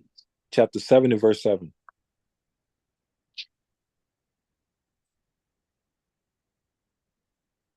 This is the book of Ecclesiastes, chapter 7 and verse 7. Surely oppression maketh a wise man mad, and a great and a gift destroyeth the heart. Right. So it says, oppression maketh a wise man mad, and a gift destroyeth the heart. Right? When you're being lied on, you're being oppressed, they're slandering your name, right? You're going to get fed up. You're going to get pissed off. You're going to get mad. You want to lash out. Right? That's how we feeling over here in America. Because what Esau does, he paints a picture of us as criminals, murderers, killers, thugs, lazy, bum, all of this stuff to everybody else that's coming here. But he's not telling the truth. Right? We never get the credit for what we have done. We built this country, and to this day, we still get no credit for it. We still get no respect for it. Right? Let me show you another video.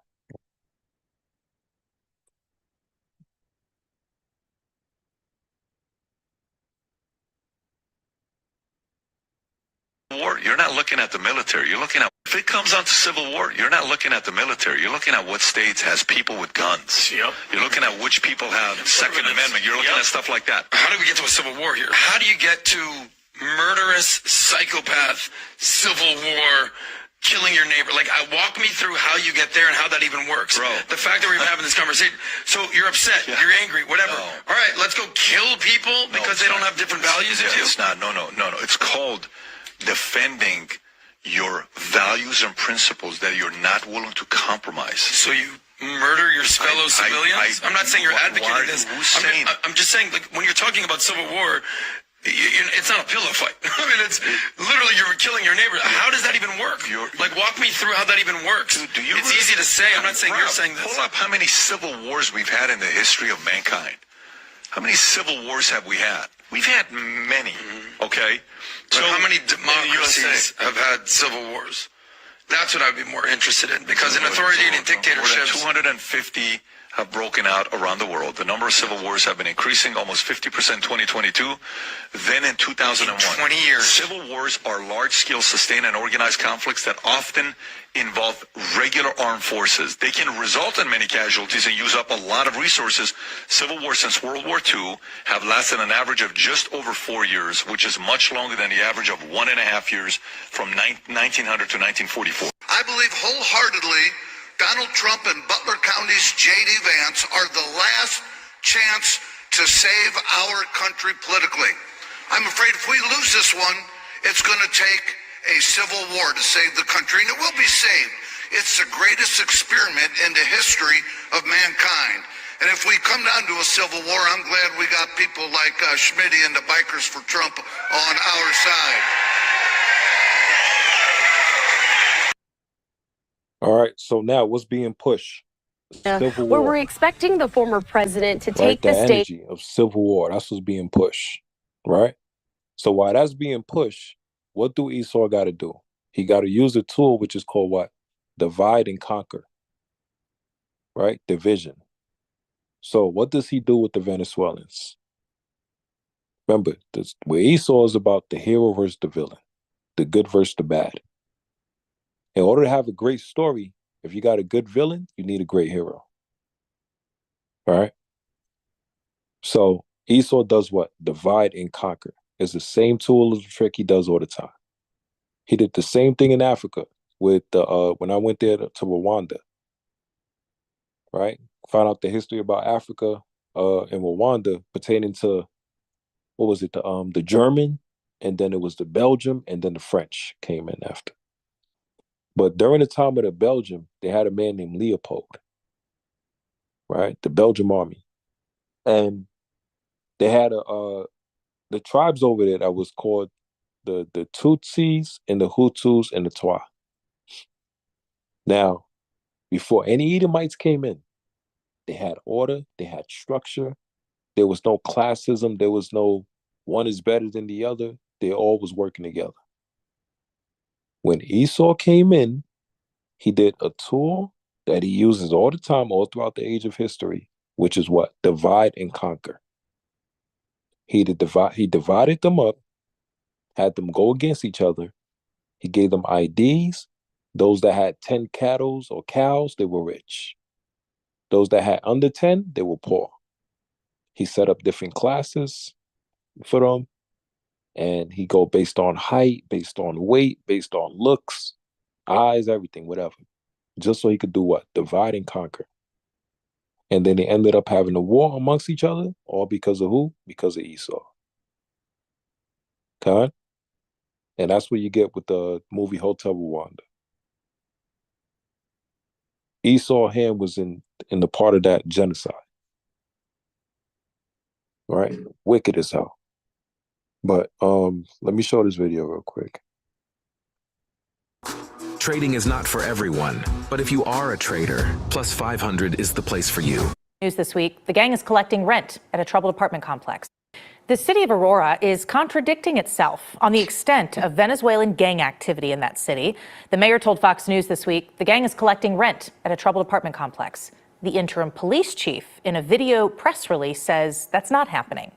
It's an intimidation factor. We've got Venezuelan gang members who have gone into an apartment complex where there's a concentration of Venezuelans and pushed out the property management through intimidation, and now they're intimidating the tenants there to pay them the rent and probably extort other things from them. I'm not saying that there's not gang members that don't live in this community, but what we're learning out here is that gang members have not taken over this complex. We've really made an effort the last few days to just really ask the specific questions and the direct questions in terms of the gang activity and who's actually making sure that people aren't paying rent to gang leaders or gang members, that's not happening. And we've discovered here today and yesterday talking to so many residents that that's not the case. So we don't generally air video news releases from police departments and cities for ethical reasons. We weren't there to shoot that video ourselves or ask Chief Morris any questions. But her comments in that video directly contradict what Mayor Kaufman said and add further confusion in a week when the city's public statements on Venezuelan gang activity hasn't always lined up. Mayor Kaufman has said contradictory things in interviews just hours apart. The city's trying to get a court order to clear out 2 or 3 apartment buildings to combat gang activity. They're planning to declare the properties a, quote, criminal nuisance. So y'all see what just happened?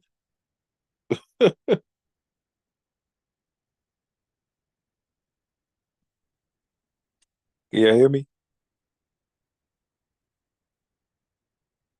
Where y'all? Con, we can hear y'all. right. So you see the confusion that's going on? The governor is saying there's gang activity that was happening. The Venezuelans is taking over the apartments and everything. And then the police officer said that's not what's happening.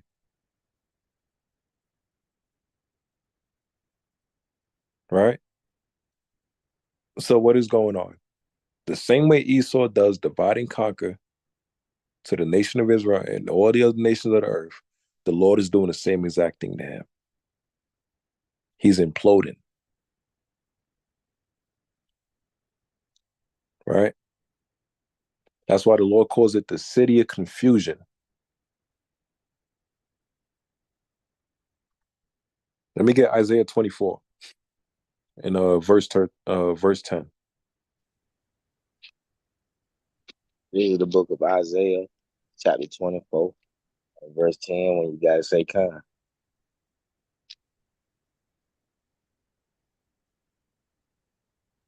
Con. The city of confusion is broken down. Every house is shut up, that no man may come in. Right. So the Lord said the city of confusion is broken down. That also symbolizes all America. Because Babylon, America, it ties into confusion. Babel means like to confuse, confusion. Right. So the city of confusion is broken down. What's happening in Aurora is a city of confusion. The government can't even agree with the police force. Right. So now it's conflicting stories. We don't know who's telling the truth. That's how the Lord is destroying America. Hypocrites, everything that they're talking about is being exposed. They're being exposed from the inside. Right. The governor can't even be on the same page with his police force. Right. Now they're talking about with a civil war. Esau trying to cause a civil war between Northern and Southern Kingdom, which is nothing new. Right. This whole place is a city of confusion. Let me show this next video. The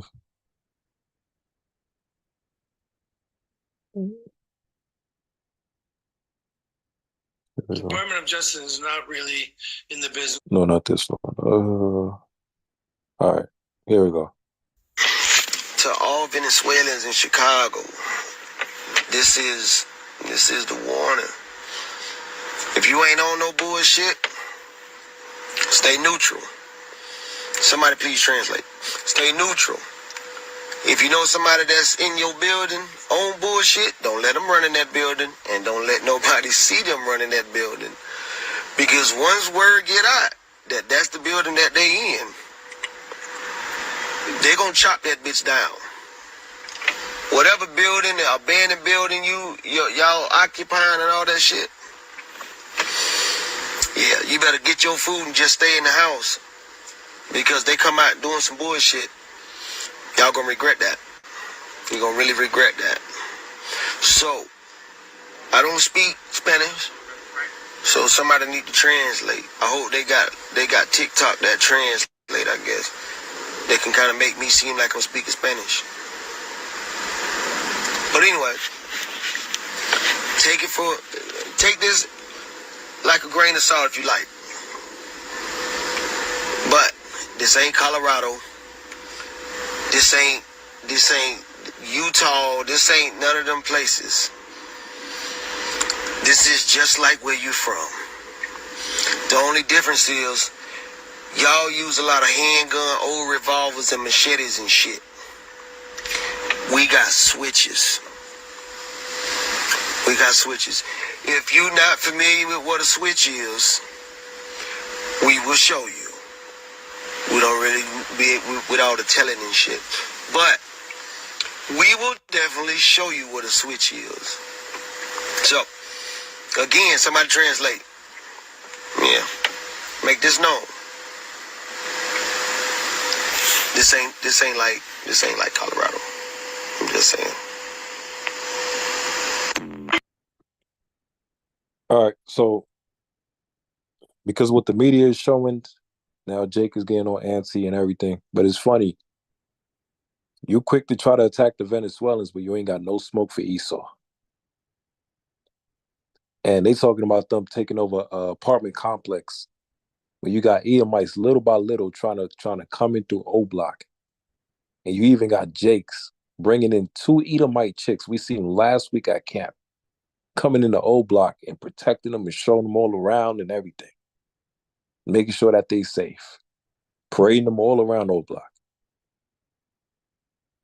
So you allowing the devil in, but you got smoke for the Venezuelans. Make that make sense. Right? But this is all part of media propaganda, right? So let me show y'all this real quick. Here we go. So they said because of the Venezuelans, they said so-called take over the apartment. But the video said the police said that's not what's happening. Then the governor said that's what's happening, right? So you don't know who to believe. So this is what happened now. This has to be the craziest, most amazing thing I've ever heard of in my life. From the information I've gathered, a bunch of Venezuelan gang members have took over an apartment complex in Aurora, Colorado. Well, Aurora is so bad that not even the cops are doing anything. There's drug deals happening in the streets. People are becoming victims of all types of violent crimes. So guess who's coming to their rescue? The Hells Angels. Now, I don't know if you guys know about this organization, but this is probably one of the top people you would not want to have on your bad side. Like, trust me, I've met a couple of them. When I watched this video originally, it gave me the goosebumps. Not all heroes wear capes. You know what they do? They drive Harleys. I definitely send all my love and support your guys' way, and I respect this so much. Make sure that you guys are following me because I am going to be giving you guys updates and keeping you informed. It's crazy our government don't care about its own people, but it will involve itself in other. This has to be the crazy. Right. So they talk about the Hells Angels, notorious motorcycle club. If anybody's seen the TV show Sons of Anarchy, right, you'll get a little idea about it. Hells Angels, right? So now they said the Hells Angels was going over there to Colorado to shut stuff down, and they're gonna be kicking some Venezuelans behind and all of this stuff. Right? But look at the propaganda with that. Look at the propaganda with that. Oh, let me just show this video right here. I didn't even know the Hells Angels still existed, but they do. And they're on their way to Aurora, Colorado to deal with the Venezuelan gangs. Oh boy. Yo, this is crazy. So according to multiple reports, they're saying that the Hells Angels are allegedly pulling up 100 deep to Aurora, Colorado to show support for the people that are getting kicked out, allegedly by Venezuelan gangs. And this is crazy because for some time, the mayor and everybody was denying it. They're like, nah, it's not a problem. But ever since those videos came out of them pulling up to the apartments with guns and the stories of multiple families getting kicked out, it's trending all over the United States right now. And it's crazy because over here on the West Coast, we're like, hell nah, we ain't gonna let it slide. Texas said, nah, we ain't gonna let it slide. So we'll find out what happens. Let me know what you guys think though. Do you think this is true or all media hype? I didn't even know the Hells Angels still. So like I said, they're talking about the Hells Angels. They going over there. They're gonna, win the victory for America and take out the bad guys, the Venezuelans. But if you see what's happening, Esau is pushing the Venezuelans as the big bad guy, the villains, right? The boogeyman. Same thing as they do with Trump. With Trump Trump versus Biden or Trump versus Kamala Harris, right? You need one as a hero and you need one as a villain. So now what happens is with politics, they're not even talking about what they're going to do with the politics. What's the benefits they're going to have for the people, the jobs and all of this stuff and, better wages. They're not even talking about that. They pushing that we got to stop Trump. He's the bad guy. We got to stop him. Why? Because they already put him as a villain, right? That's how America works. That's why they have the red and blue. They have the Democratic and they got the Republican. So they got people more focused on we got to stop the bad guy instead of what's actually going on, right? So check this video out right here. So a lot of people have been flooding my inboxes talking about the Hells Angels going to Aurora, Colorado to confront this Venezuelan gang that took over this complex. Listen, if the Hells Angels were really going to roll up to a spot, they're not going to put out a memo to the internet saying, hey, we're going to be here at this location at a certain time or a certain day, or we're on the way to go do something that would be deemed as illegal. If you guys really want to make change, stop waiting for heroes. You'll be surprised if you put a blast out and we had a huge group that we're trying to create, like with the Godstorm, where you say, listen, I want to roll out to Aurora and do something about this. There's probably thousands of bikers that are not even in clubs that will want to be down with that. Stop looking for heroes. Right. So like he said, because if the Venezuelans was really taking over those apartments, they would have sent the National Guard. They would have sent the damn military. they would have sent the police or whatever. They would have shut it all down. Khan? Khan. People would have been calling left and right. Right? They would have called the police nonstop. And they're doing this. They would have had the footage and all of this stuff. That's not what's happening. Esau is trying to prop them up, and he's trying to cause a race war. He's trying to cause a civil war. Right? Let me show you this next video.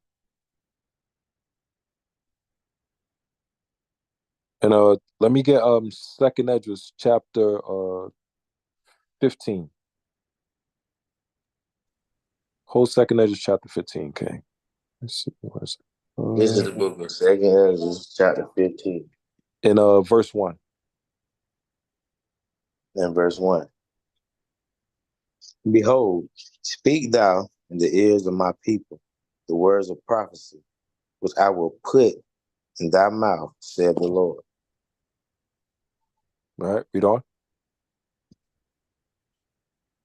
And cause them to be written in paper, for they are faithful and true. All right, so let's play this video now. I'm going to be honest with you. I'm going to be real honest with y'all, man. Us Chicagoans that's in the streets or affiliated to the streets, we're laughing at this whole propaganda bullshit that they feeding everybody that's outside of Illinois. We are laughing because we know the truth.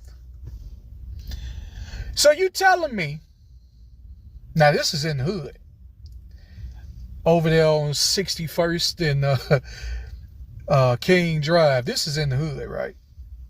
So you telling me, okay, a phone call comes in from a couple people, which I know a lot of people that are very irritated, women that are very irritated due to the VIP treatment that the Venezuelans is getting, that pretty much they get ready to call the police on every little thing that they can and over exaggerate it. Now I'm just gonna throw that out there. So of course that's good hot news. Of course, you know, that makes your page go viral. So who sits there and counts 30-something people, right? Now y'all gotta use common sense. We live in an era, an age that everybody pulls out their cell phone. Everybody.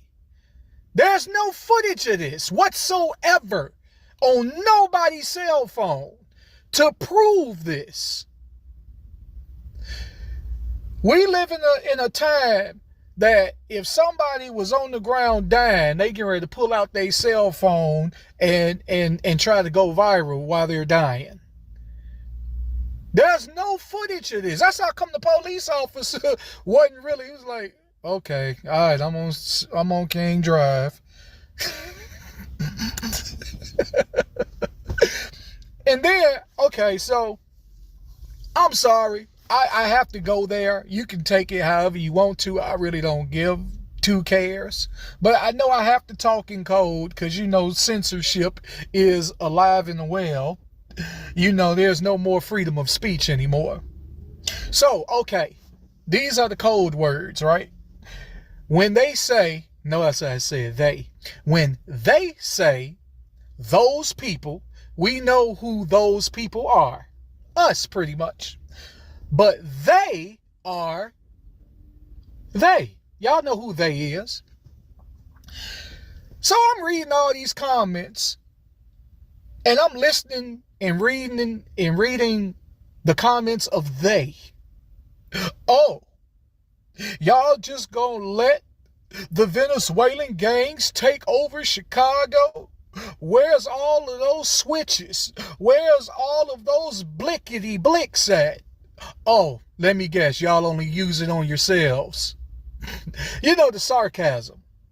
Man, look, to the beautiful people of my city, and I love my city, because Chicago is me. To all my vice lords of every type, branch, to every gangster disciple, Black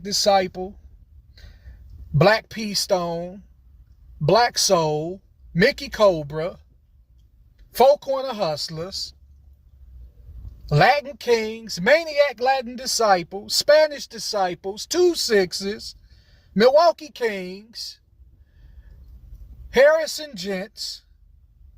Don't allow them to hype you guys up to do something that you already know ain't really happening. Y'all know that these people, and I'm not in defense of them, but right is right and wrong is wrong. Them people is mostly minding their business and tendering to their own people. Yeah, we see fights. We out there laughing. We see them fighting each other in the middle of the street. Them Venezuelans, they're not stupid, man. They know who to fuck with and who not to fuck with. And we all know, I hate to say it, that the Venezuelans is only fucking with them. That's who they're fucking with. Now, is there individual, what is it called? Skirmishes? Yeah, of course. Yeah, you're going to have that. Do any of them have a gun? Oh, I'm very sure. I mean, in Chicago, you better. But if you notice, you don't hear black folk. The only complaints y'all hear black folks saying is they're all over downtown. Why do they get all of the food stamps, and how come they get put up in hotels? You don't hear black folks, Mexicans, and Puerto Ricans complaining that they're being attacked by Venezuelan gangs, man. See, for those that don't know my city, and I do not glorify the violence. I really don't. But I'm going to tell you this right now. I can't stress this enough. I don't know what's going on over there in Aurora, Colorado, in that little complex, because I've seen videos where black folks actually went to that complex and saying that mainstream media is all cap, lying their ass off. It's a ghost town. They were showing footage. I seen some Hispanics come from, some Mexicans come from, what was that, from Texas there. Man, it was a ghost town. Y'all getting sent off on a blank mission, man. Y'all is allowing them, especially those of mainstream media, get y'all geeked up.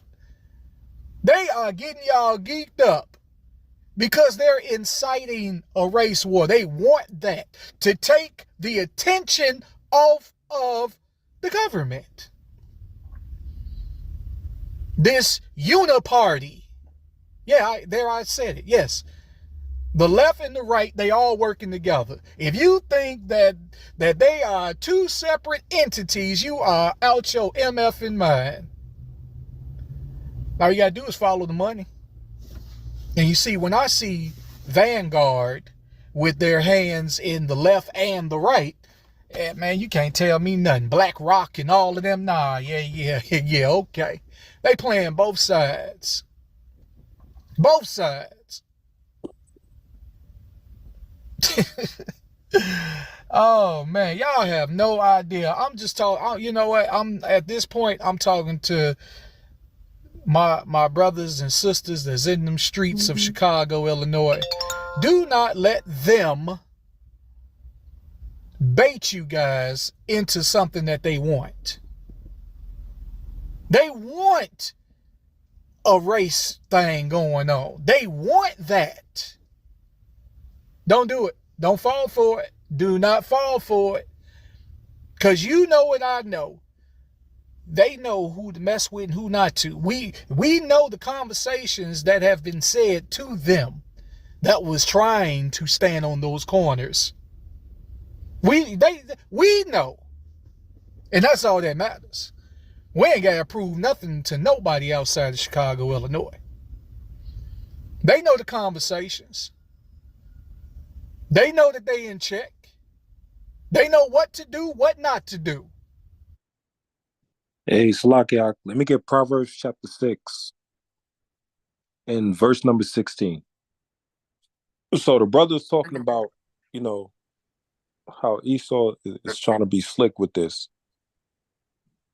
And, you know, from living in Chicago, I've seen the Venezuelans, you know, our people all the time. We ain't never seen them attack any one of us. Right? Or try to jump people or beat people up. We ain't never seen that. But what Esau does, he puts in the media and puts them as criminals and killers and all of this stuff. That's Esau's new enemy, the Venezuelans. We got to all band together to stop the Venezuelans. They're terrorizing us. But when people find out that he allowed them into the country, those that were straight out of their own prison in Venezuela came into the country and he allowed them in. And then now he said, oh, they're attacking us. We fear for our life. That's all BS. This man is trying to cause a race war. But remember, who's the one that's behind that's controlling it all? Yeah, how about Shamir Shah? God? God. From the surface level, you know, everybody's looking at it, you're like, oh man, it's, you know, black versus Hispanics. You know, Venezuelans is doing this, they're doing that. We got to stop them. But from the spiritual aspect, we understand the Lord is the one that's controlling all of this. And he's going to use his devil to do that. Right? But also there's a balance too as well. Because there's going to be some that's going to be waking up to the truth. You know, not everybody in Israel have to have the finance and the ability to travel all over the earth. Right? So instead of us going to Venezuela, the Lord brought them over here. So he could wake our people up. Speak a little Spanish, you know, Espanol, you know. Let me get Proverbs chapter 6, King. And verse number 16. This is the book of Proverbs, chapter 6, and verse 16. These 6 things doth the Lord hate, yet 7 are abomination unto him. A proud look, a lying tongue, hands that shed innocent blood, and heart that devises wicked imaginations. Feet That's what that Esau is doing. His heart is devising wicked imagination. Read on. feet that swift, so like your sweet that be swift, and running to mischief. A false witness that speaketh lies, And that's the news media with the lies. Right?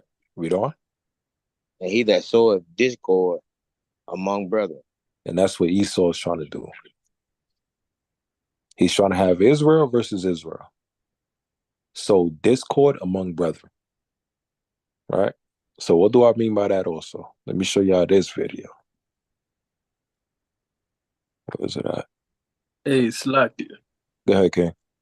Shalom, King. Yahabashim and Shabrakatah. Yahabashim and Shabrakatah. I want to get 2 precepts of my own to add on to what Cap is bringing up, if I can.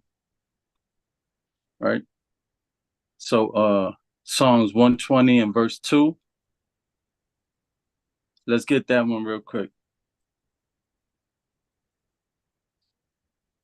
Just 2 quick precepts and then give it back to Cap. Yeah, you got that? My bad, I was on mute. My bad. Yeah. This is the book of Psalms. Mm-hmm. You said 21 and 2? No, Psalms 120, verse 2. This is the book of Psalms 120 and verse 2. Read. Deliver my soul, O Lord, from lying lips. From what? From lying lips. What Esau likes to do? Lying lips. Esau loves that, right? Read. And from a deceitful tongue. No, from a truthful tongue. A deceitful tongue. No, did it say an honest tongue? A deceitful A tongue. deceitful tongue, because that's what Esau does. He got that, Anyways, let's get one more. Stay right there in the same chapter, verse 6. Get verse 6. Verse 6. My soul hath long dwelt with him that hateth peace. That did what? Hateth peace. No, he loves peace. Hateth peace. That's it. I yield on that. I pass it back. Shalom. Hey, and with him hating peace, he's going to bring what? War.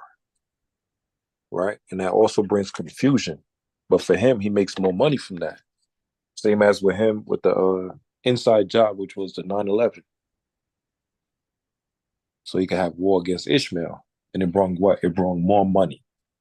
But also with chaos, Esau's panicking. He's imploding. Right? That's also tying with the military. But let's deal with this real quick. Let me put this video out so y'all can see what I'm talking about. This is another way that he's using Discord. All right, check this out. The Redfin app updates listings every 2 minutes, so you can find the home you'll love faster. I've got something to tell you guys. Guess what? It's an app called Big O Live. And if you're looking for friends... 101. I got your big reason why you better not freaking vote for Kamala Harris. This X post made me so mad I almost threw the damn phone across the room. And this is the post she is talking about. A cashier the other day took a picture of a receipt after a migrant got done purchasing some items using their state-issued EBT card. And the receipt has gone viral in just a few days. This was allegedly taken at a bodega in New York City. And people are not happy. And for good reason. Take a closer look at the food stamp balance. It's $13,401. And they have a cash balance of $4,498.85, which is absolutely insane. Hey, Salaki, man. Man, listen. We had ABT. I ain't never seen it that high.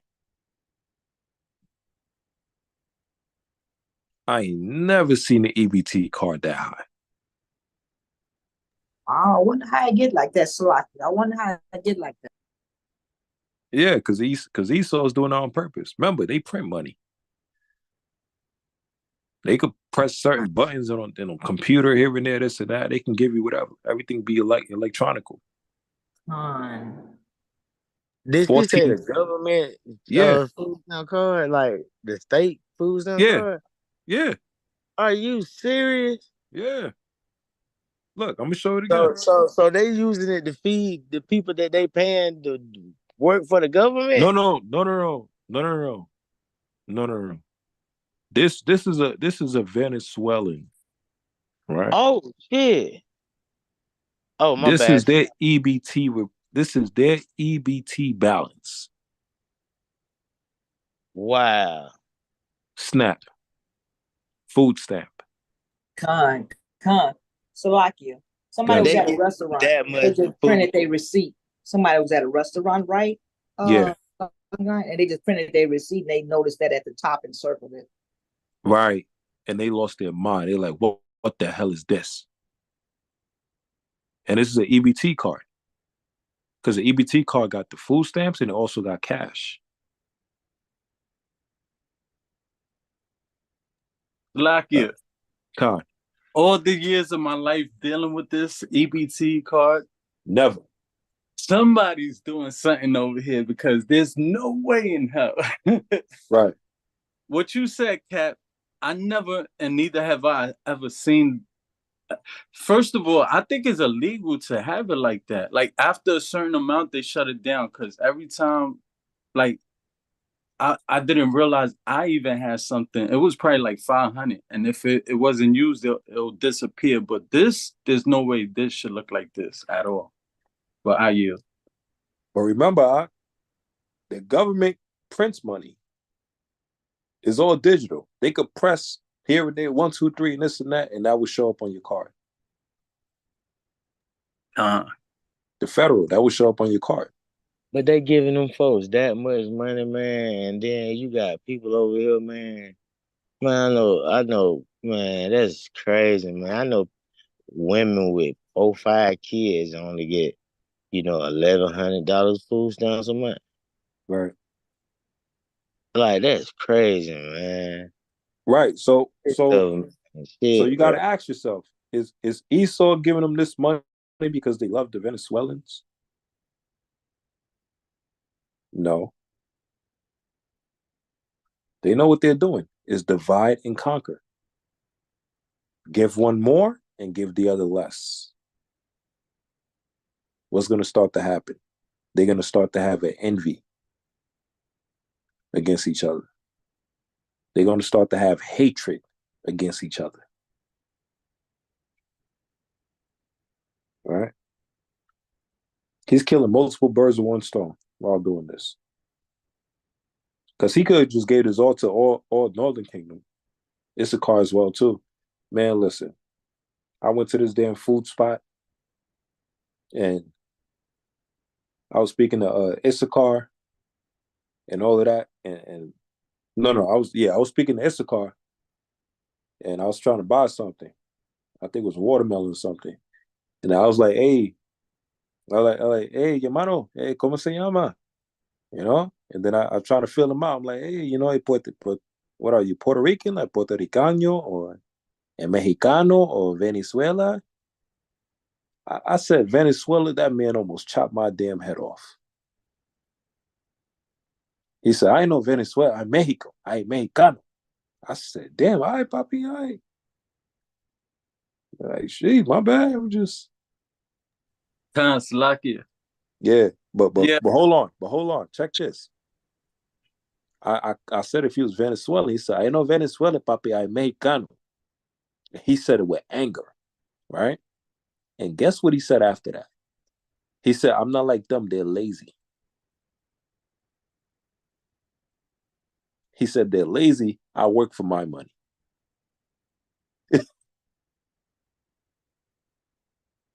You see that? So like can't.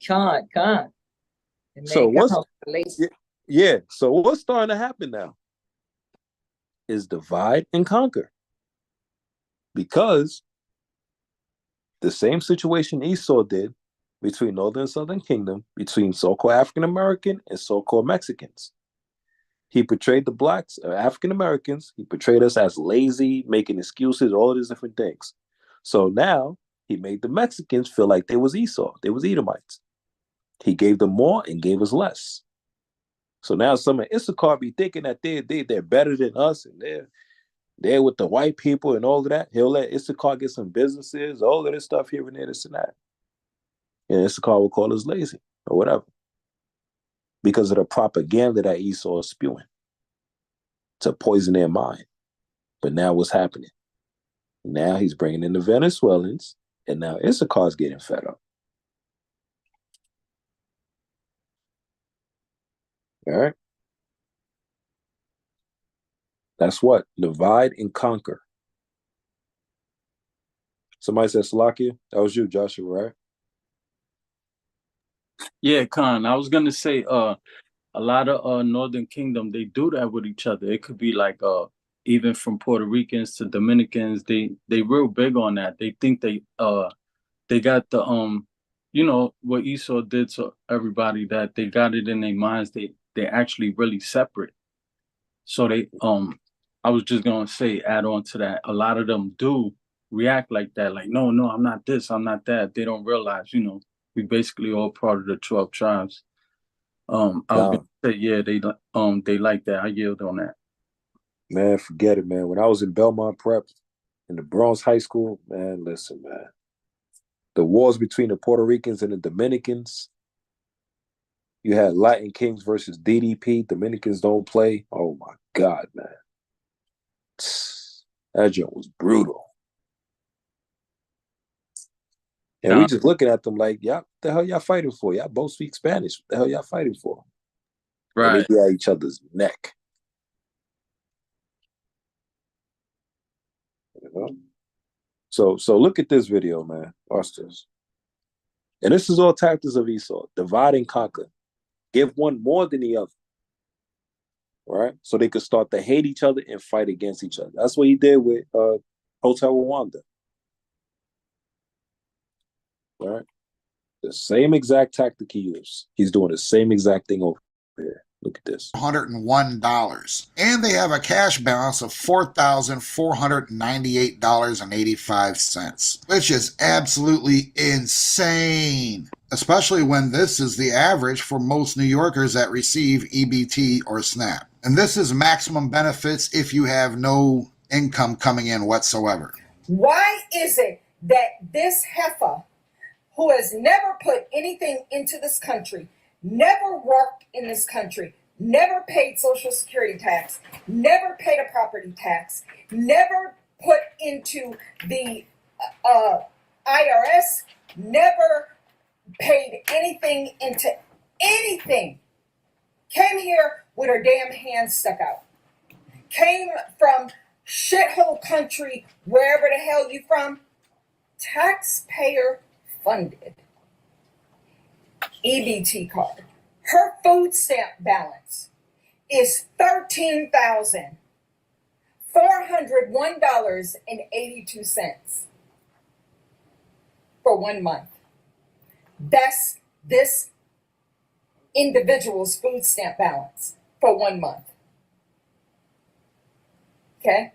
Because when you use your EBT card, it leaves a record of the balance after you've gone to the store and spent it, whatever. This bizacch, who has never paid anything into the system, is somehow worthy to get $13,401.82. Cash balance is $4,498.85. The fuck? That's yo. She bad. She big. I feel her. Yeah, I feel her too. Slakia, how though? That's what I don't get. How? Yeah. How is this possible? There's no way this lady's banking like this with the EBT card. This is madness. Oh, nah, it's possible. Once again, who controls the system? Who controls the numbers? Salakia. Sis. She could have 10 to 20, 13 kids she's adopted or something like that. That's the only way I can see. She got a whole bunch of kids, got her own big building and adopted a lot of kids or something. That's the only way I can see. No.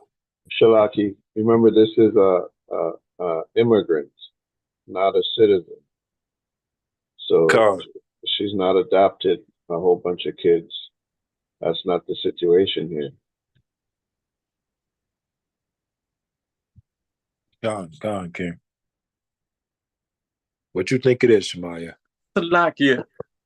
Can I add something real quick? Because I know after a certain amount, this is like an investigation to get a suspect after a while. Like, what's going on over here? And for her to get away with this thing scot-free, it's true. Shemaya, bring it out. Because I'm lost right now.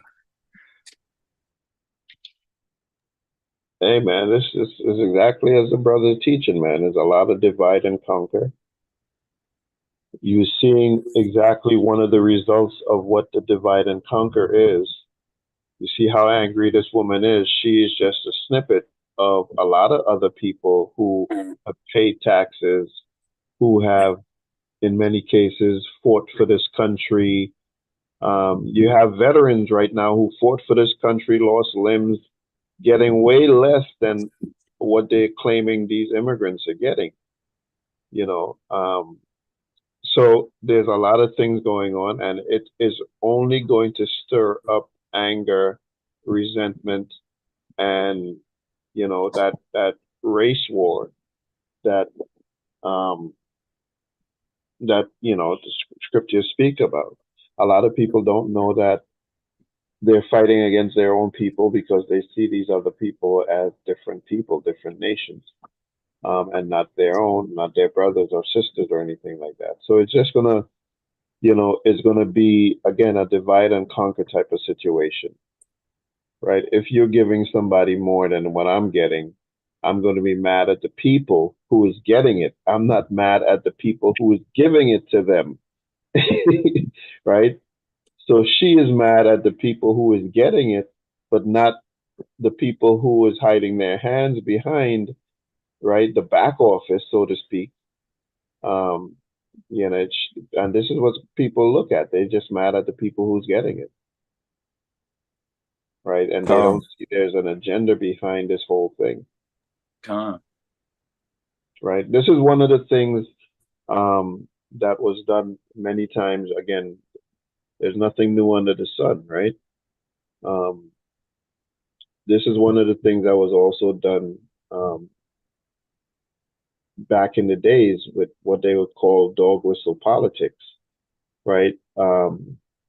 In many cases, and even still today, we remember Hillary Clinton saying, young black men are predators. Right now, they're pointing at immigrants and saying they are predators and they are violent and they are doing this, that, and the other. This is just another way for them to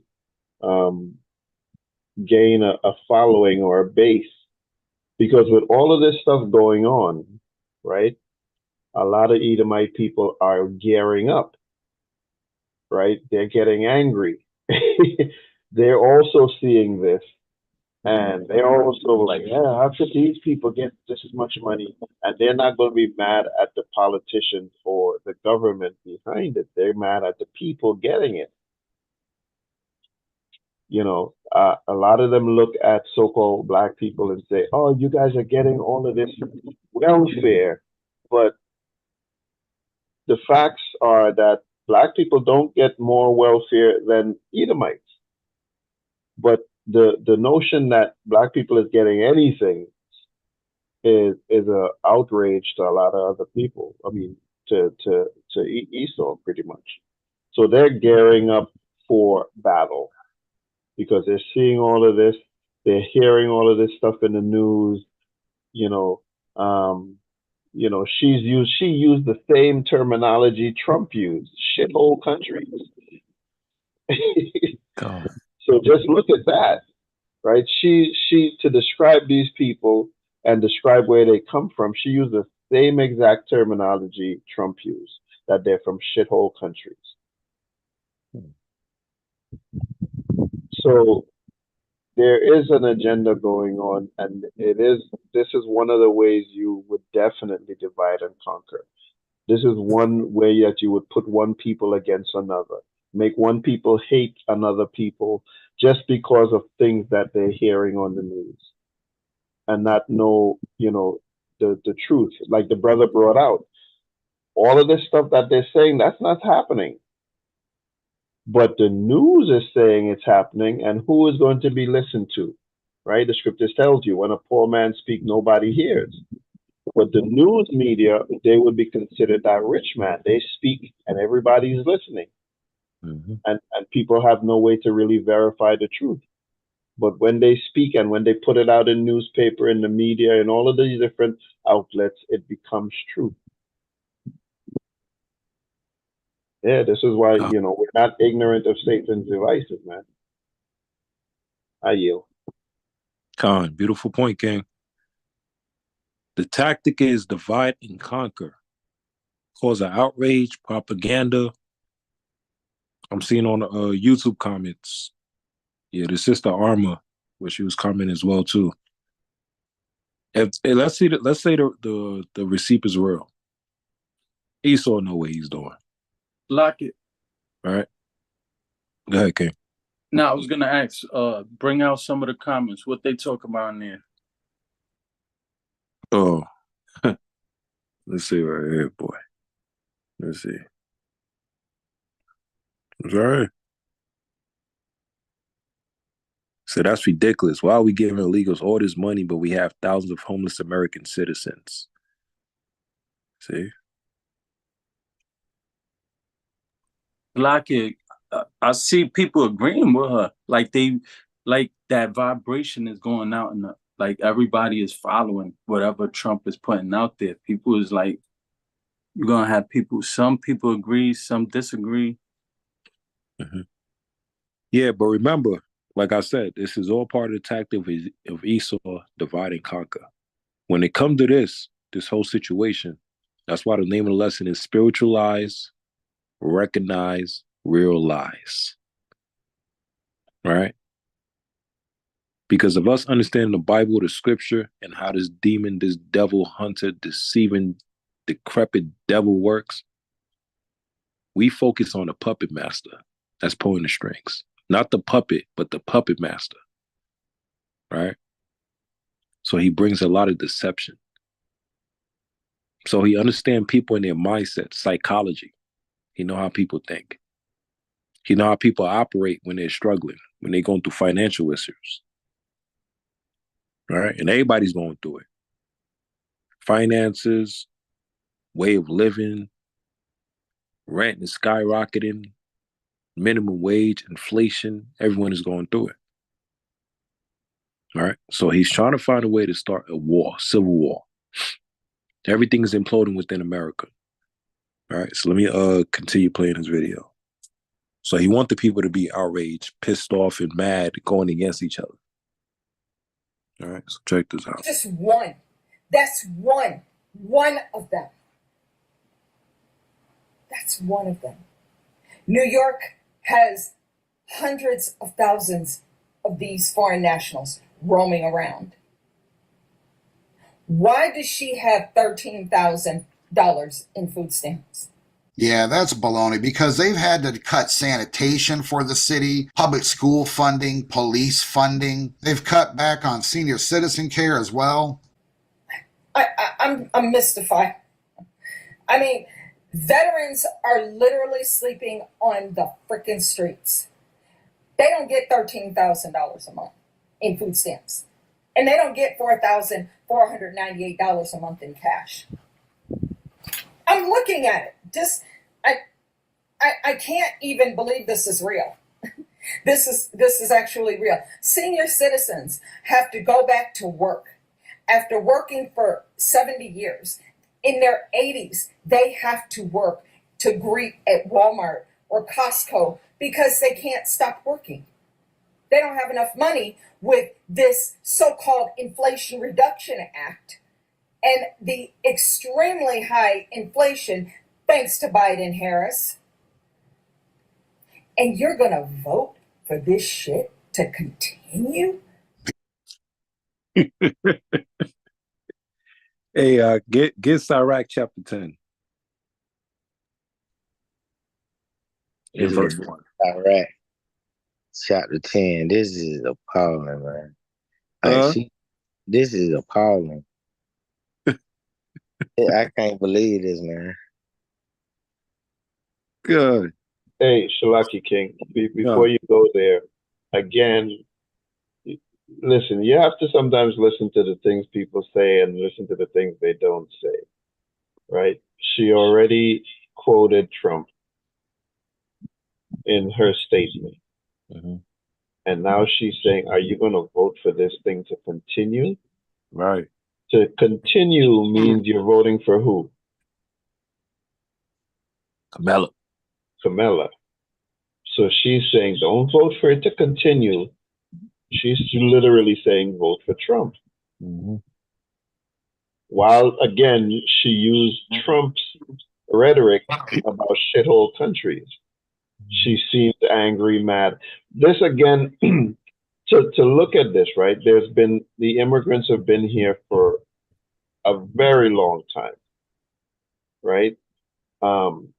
Couple of years, some of them have been here.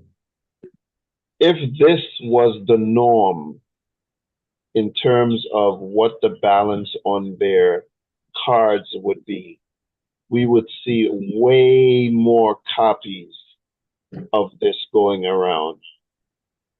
With all the time that they've been here, you see one receipt and everybody's now up in arms. Right. This was the norm. You would be seeing thousands of these receipts showing, hey, this is not an isolated case. This receipt to me looks like a plant. for it to go viral and to make people feel the exact way that people are feeling right now. This is a plant. This is like when a riot happens, somebody comes in a mask and start breaking windows to show Black people are violent and destroying property. They send in plants to do these things. So it's like, yeah, look how violent they are. Look how they're destroying property. And it's not even the people in the community doing it. Somebody coming in. It's somebody coming in and doing these things. They said so you have a riot, and all of a sudden, a stack of bricks show up right on the streets where people are rioting. Those bricks wasn't there. There was no construction going on, but somehow a whole bunch of bricks show up. What are people going to do with those bricks? Right? All of a sudden, a truck full of guns show up in a Black community. Well, where did these guns come from? Right? So a lot of times people don't look at, a lot of the different aspects of things. They just like, oh, it's here, let's just use it. Oh, this receipt shows that they're making thousands, and these veterans who fought for the country living on the streets, and people who've been paying taxes can't even afford. They got 5 and 6 jobs, and all of these different things, and these people are getting $13,000 and $5,000 cash. Yeah, this is gonna make you go mad. But if this was real, you would see thousands of these receipts. Why are you only seeing one after years of them being here? The purpose of this is to go viral and to make people angry and mad and upset. We're not ignorant of Satan's devices. These are things that they've always done throughout history, right? They don't have no new game or new play in the book. They do the same thing over and over, but people fall for it. Are you okay? Beautiful point, man. Oh, we got Gabar Ash on the YouTube. God. Hey, like we was saying earlier, Shemaya, the whole game plan and tactic is what? Divide and conquer, uproar. Civil war, race war. Right? Let me show y'all this video now. Look at this one. Gusto is the #1 choice for small business payroll. It's fast. Emotional outbursts, at times so heated, police had to step in. We're talking about city council today and a vote to spend $51 million on helping migrants here in Chicago. CBS 2 political investigator Dana Kosloff was there for all the action, and Dana, strong feelings all around. Yeah, Erica, and for many different reasons, among them the fact that this $51 million approved today is only a short-term fix, and more money will be needed in just weeks. We cannot continue to falsely pit communities against one another. Deep emotional wounds coming to the surface. As Black people who have been hurt continuously by the city and country it loves, it ain't our responsibility to take care of everybody else. And anger. We don't want to have to recall anybody. We don't want to have to protest anybody, but we are not going to be ignored, Brandon. Mayor Johnson. Many in Chicago's Black community and the city council speaking out against spending $51 million to house migrants, asking when will the help for them finally become a reality. And it cannot be put on the backs of the residents of Chicago without showing them that they're getting something out of this. Mayor Brandon Johnson, presiding over his second full city council meeting, had to ask for calm more than once. Will the Sergeant of Arms please restore some order? Police also intervening at one point to allow the meeting to proceed. Ultimately, the measure passed with 34 votes. Many who voted to approve the money, like 49th Ward Alderwoman Maria Haddon, call this an immediate crisis that needs attention. But, she says, so do concerns of the city's Black residents. Why are Black people in Chicago and some communities so angry? Why is all this kind of anti-immigrant sentiment coming up? And I want to explain to folks, it's because if we cared as much about Black people and had over the decades as we do about everyone else, we wouldn't be here. But the money from a 2021 budget surplus will only last 1 month. Many alderpeople say it's time for a long-term plan and some state and federal help. With that, should taxpayers be concerned?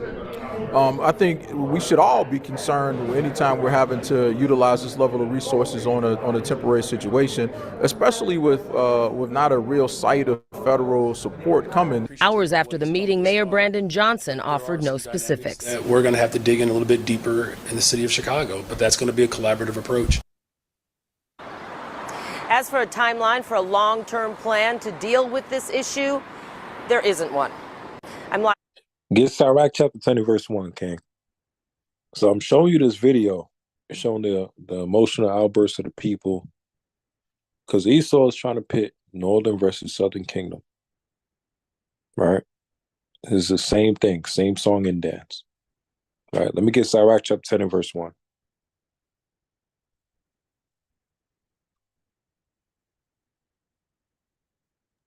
This is the book of Sirach 10 and 1.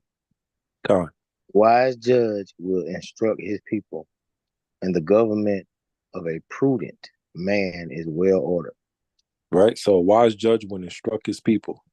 Right? And a prudent man is well ordered. Right? A wise man is well ordered. Right? Read on. As the judge of the people is himself, so are his officers.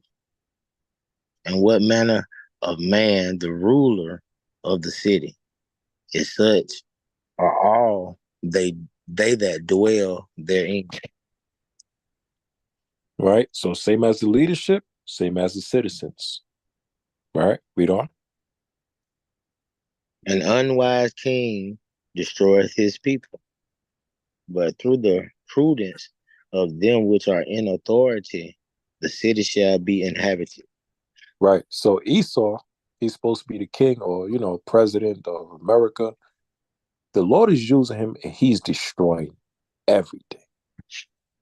Look at Joe Biden. That man is one cough away from being at the third heaven, man. That man is a cough away from giving up the ghost. And then look who they got after. They got Trump, who's a convicted felon, 34 counts, who tried to cause an insurrection January 6th. Right? And then after that, who they got? Kamala Harris, whose background is all over the place. And she's a prosecutor. So many people she put in prison. And people forget about that. Right? So all the choices all around is bad. That's why we got to wait on Yahweh Shem Shai. Because if you try to trust him, man, you're going to be led to destruction. And what they're doing is they're causing a race war. Right? Let me show you this other video real quick. Here we go. A lot of migrants are coming in and people are saying they feel like they're being replaced, and the veterans that fought for you guys are on the streets while migrants get put up in hotels. How does that make you feel? Obviously, we're not happy about it. We've got nothing about migration. We're not against migration. We're about controlling our borders. If I was to go to another country, I would be vetted, and if I'd been in trouble before or had any past history, I wouldn't be allowed in. We're not about anti-immigration. We're about controlling the migration. And if we don't take control of the migration, we're going to be outnumbered in our own country. We will no longer be a Christian country. We'll be controlled by an Islamic movement. That's what is worrying and concerning. £29 million spent on illegal immigrants in the last 18 months, all aged between 20 and 30, fighting age, no women, no children, put up in 4- or 5-star hotels, but yet there's veterans on our street, homeless, on the street. It's all wrong. It needs to be put right. Government needs to be outed. If we have to issue Article 61 on common law, then so be it. We will do it. That's what's happening next if they don't listen. We will not comply. You believe the civil war is on the rise? A civil war is inevitable. It will happen if they don't listen. 100%. We're not messing about. Yeah? They need to listen. They need to wake up. The sheeple need to wake up because they're asleep. And this is in UK.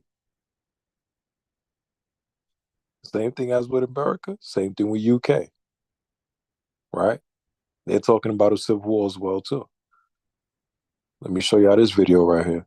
And Yazian, let me get 2nd Edges chapter 9.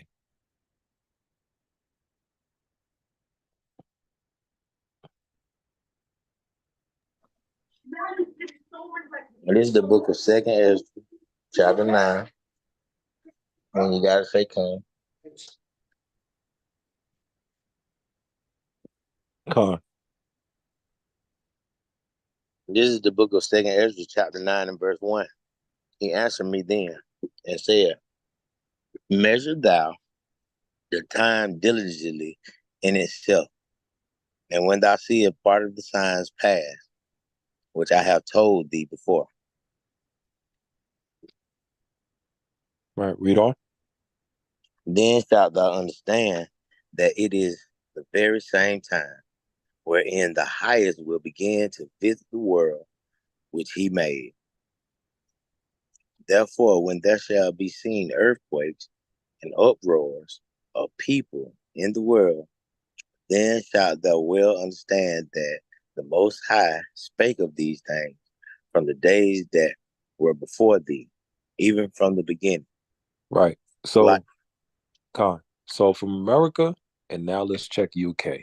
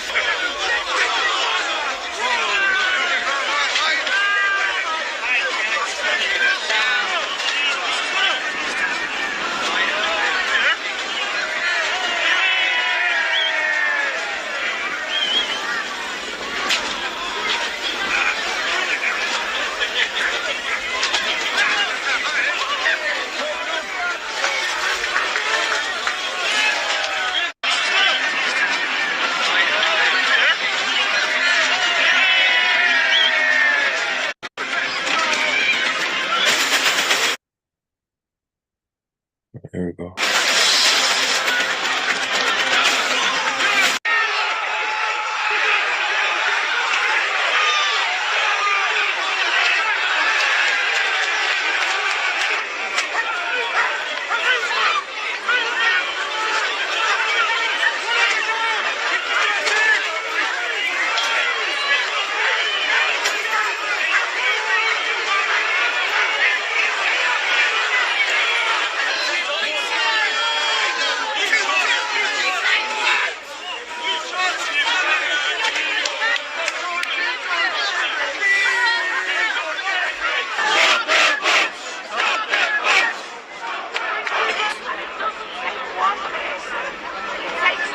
That's wrong. I don't agree with that.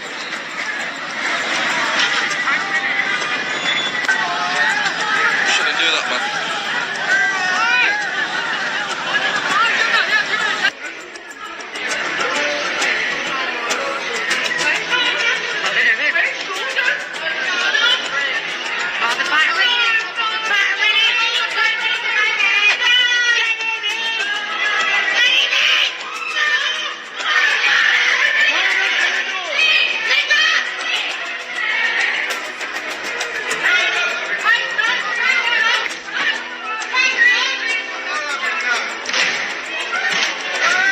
I'm just here to report I don't stand or stand for any racism in any shape or form.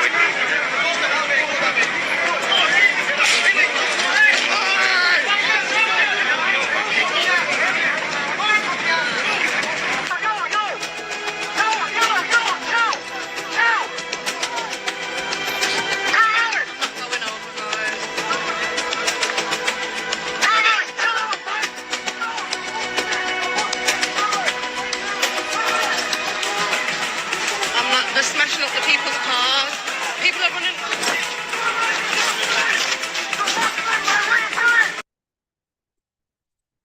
All right. So the same thing happening in the UK as well, too. That's why they had that movie that came out called Civil War. Con? Con. Let me get Let me get 2nd Esdras chapter 15. And let me see. Just 3 more videos and then we'll close out. 2nd Esdras chapter 15 and go to verse 14.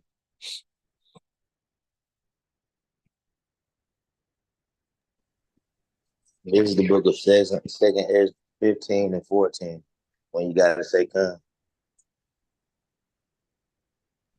Con. Woe to the world and them that dwell therein. Right. So the Lord says it's going to be destruction all throughout the world. Right. And those that dwell in the world, which is us. Right. Read on. For the sword and their destruction draweth nigh, and one people shall stand up and fight against another, and swords in their hands. All right. Don't forget the cap, Ak.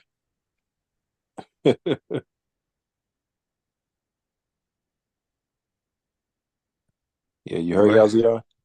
Verse 15? Now I said, don't forget I see you on the video. I spy with my little eye. Oh, my bad. Yeah, I said, don't forget the cap. Yeah. No, I turned it on accident. Good. So the Lord says, sword draws in people's hand, right? And one shall fight against another, and swords in their hands, right? So let's show this video right here. So all of this is pertaining to the deceptions of Esau. What is he trying to do? He's trying to cause a race war, a civil war, and the Lord is sending his wicked behind the wall too. World War III. Right? So when he starts to implode, he wants to destroy everybody. So let's get this. I don't do for anybody else. If you were to lose again, what would that mean for the country in your estimation? We'd have an uprising. There's too many people that are ready to go now. When you say, what does that mean? Can you be specific? Civil war. Civil war. You think it'll be a civil war if Trump loses again? Oh, yes, I do. I know with people that I talk to, I'm a churchgoer, and I love God more than my life. But there are things that I do for God that I don't do for anybody else. And this is one thing I know that God needs some help here. What are the chances of a second civil war? According to a new Rasmussen poll, quite a few Americans believe it's not only possible, but that it's imminent. While the question may seem silly to ask, the results do suggest a deepening divide on our own turf, perhaps exacerbated with an election right around the corner. 41% of registered voters believe it's likely we see Civil War II within the next 5 years. 49% don't believe a civil war will happen within that time frame. 10% weren't sure. So it's fairly even split of Americans believing the country's current differences will turn into conflict in the next few years. Of those who believe a civil war is likely, 37% say a civil war is most likely to happen if Biden is reelected. 25% believe it's more likely if Trump gets a second term. The poll was conducted just as a Civil War movie hit theaters, sparking a lot of buzz over what a domestic war would even look like 150 years since the first one.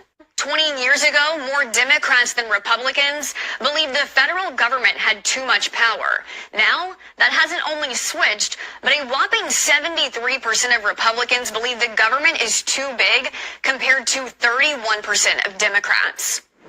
A country with largely two political ideologies and a lot less middle ground to stand on. Will the pendulum swing again to where the differences in opinion won't be so polarized? Or will they just further split? And if so, could it really lead to another civil war? 47% of people said in a recent poll that they're fearful of civil war in this country. Do you feel like we're close to that? I mean, yes. Yeah. In what way? I mean, we can't have a land war like we had in the 1860s, probably, right? Well, illegal immigrants is going to happen no matter what. The 47% of Americans in a recent poll said that they think there could be civil war in this country. Do you see that? I'm in the Army. I don't want that. I don't want civil war. Are you active duty? I'm National Guard, but I'm going deployment this November of this year. And I don't want civil war. People is talking about war and things like that. People who don't know nothing about it. This is something that should never happen. I hope it never happen, you know? Yeah. Because civil war or any type of war is a horrible thing. A lot of people are going to die. A lot of people are going to suffer. I don't even want to think about this, you know, this type of thing, because civil war is a big word. It's a big word. It's better not even use it. But people is using it like for nothing. But I'm telling you, it's people who don't know nothing about war, about what it is, you know, suffering, this type of thing. If President Trump were to lose, what would that mean for you and for the country? Doom. I mean, something's got to change. This administration now is not for this country. They're for every country except us. Yeah, so there's got to be a change somewhere. Hey, let me get Isaiah chapter 19 in verse 2. Lakia, Con. did you hear what the man just said?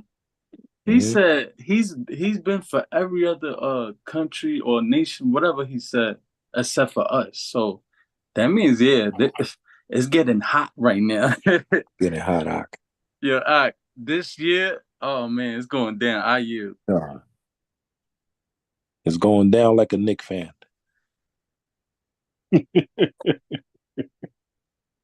Silence in the heavens.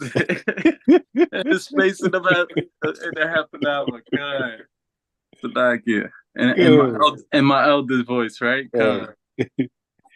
You're like, young lion, you're wicked. Good. Yeah, like he said, civil war is coming, man. Right? Let me get Isaiah chapter 19, verse 2, Yazian. This is the book of Isaiah 19 and 2. When you got to say, Con. I got it.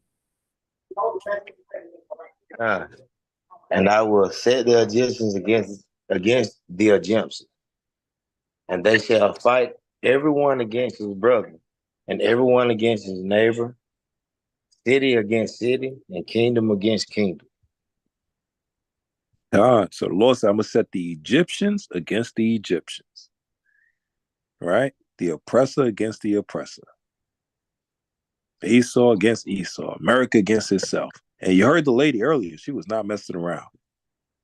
She said, I'm a Christian. I'm a religious person. I'm a lover of God.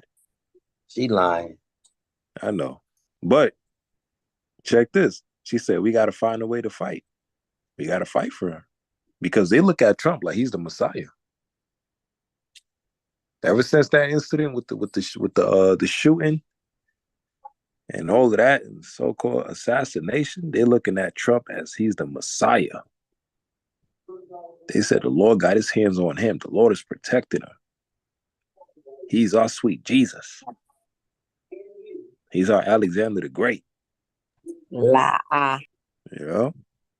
Yeah. So the Lord said, I'm going to get the Egyptians to fight against the Egyptians. That's civil war. Read on. Shalom, shalom, young lion, shalom. Oh, here we go. Shalom. Shalom, elder. Shalom. Shalom, elder. I repent, elder.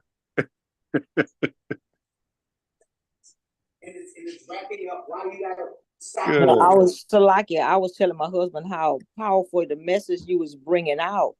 We was trying to talk on the phone, so I guess he come in to listen a little bit. I said, I'm gonna get back to the class, baby. All praises, Con.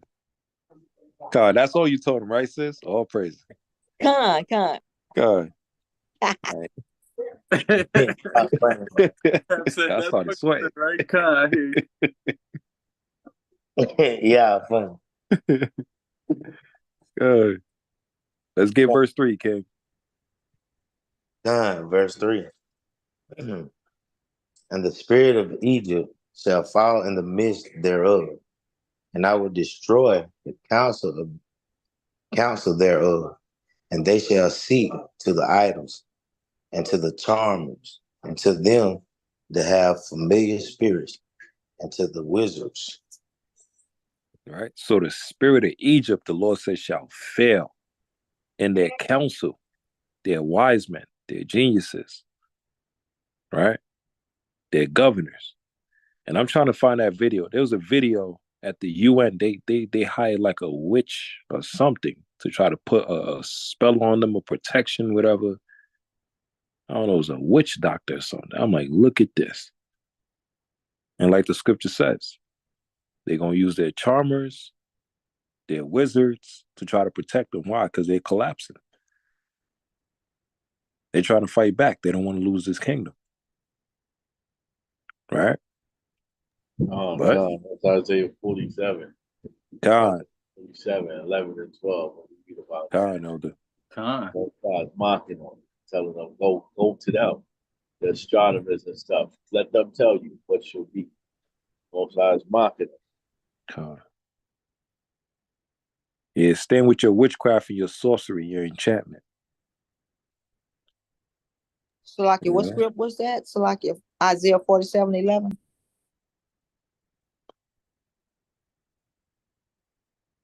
Yeah, Isaiah 47:11 and verse 12. Okay. Mm-hmm. The book of Isaiah, chapter 47 and 11, and verse 12. What you got to say, Con?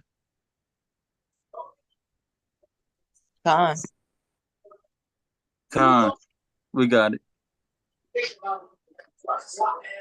Therefore shall evil come upon thee, thou shalt not know from whence it riseth, and mischief shall fall upon thee, thou shalt not be able to put it off, and desolation shall come upon thee suddenly, which thou shalt not know.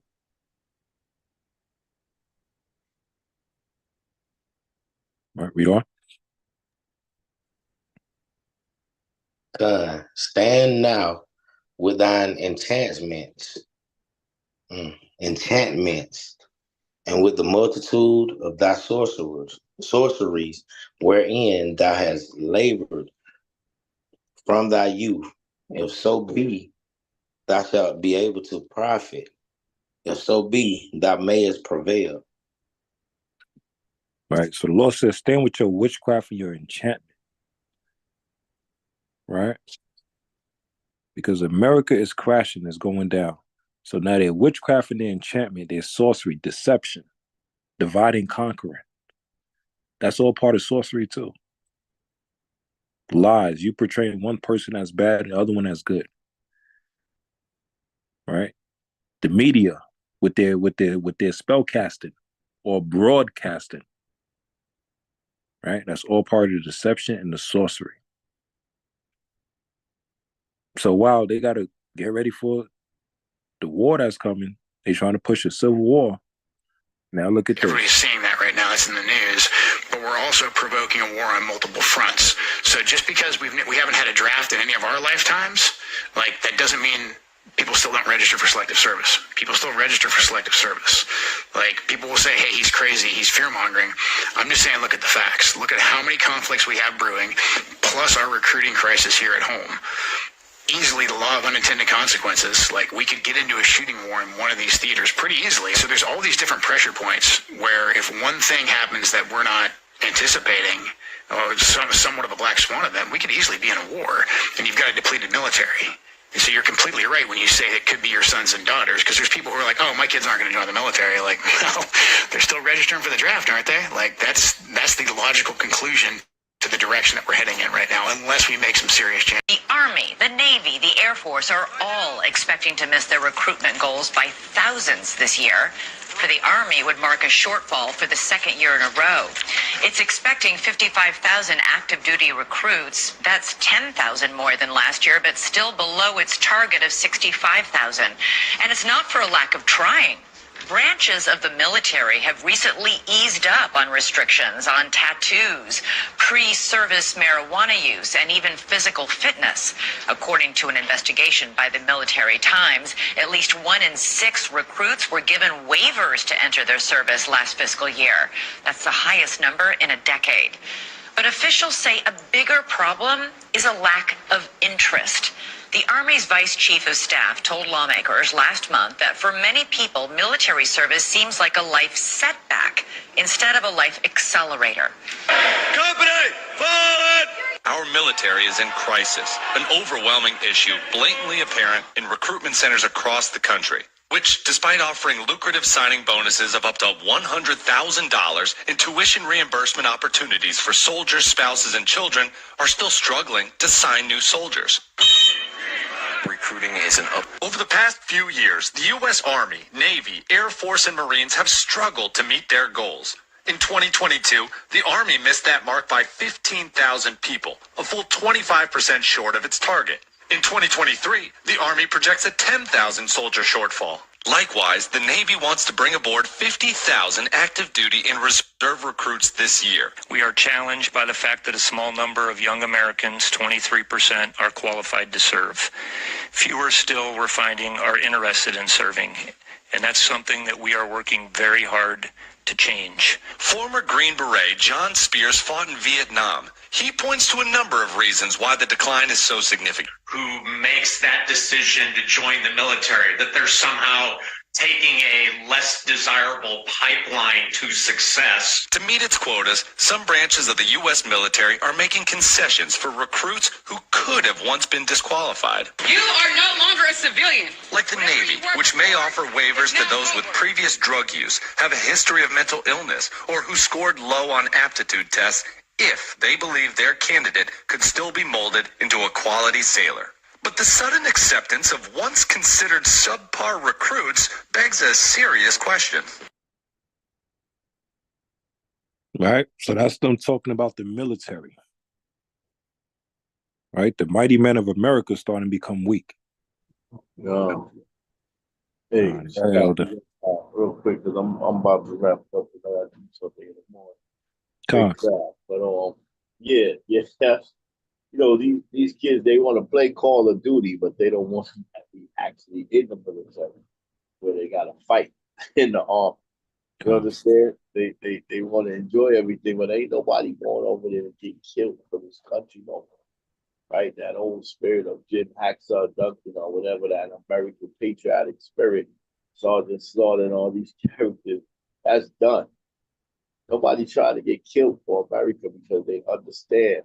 When they had that war against Iraq, they understand and they put the weapons of mass destruction. They understand that it was a lie. The internet has revealed a lot of stuff. So they know that America is lying now and sending them to war for nothing. So ain't nobody believing in that. This is why they got the migrants. The migrants is coming over at a certain age, military age.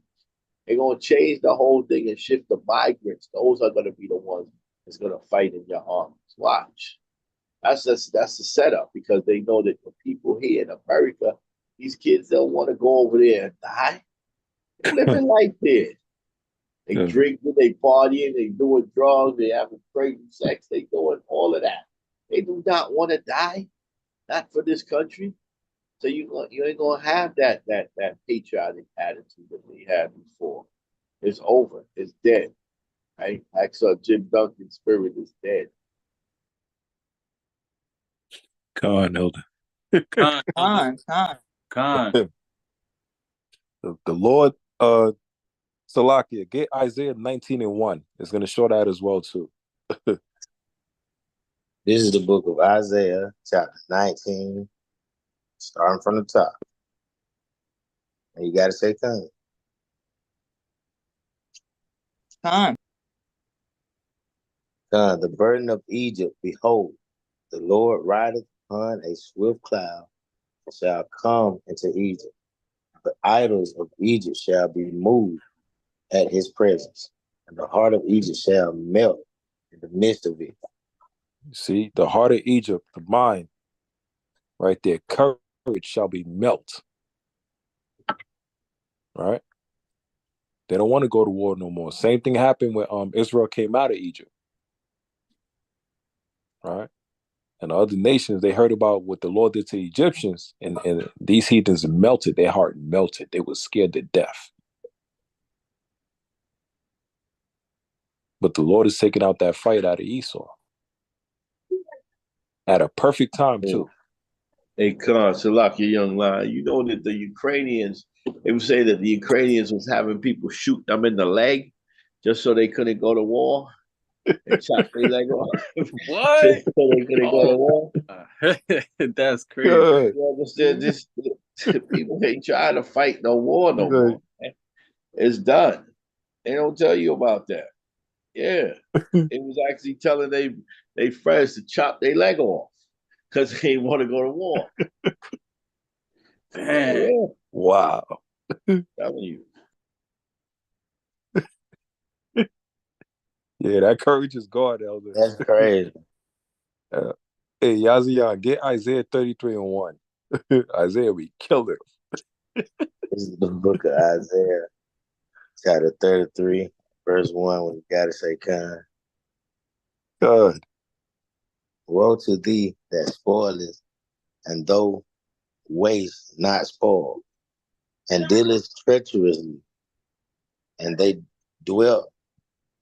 dealt not treacherously with thee. Right. And so this speaking about America, how they dealt with all the other nations, with everybody, right?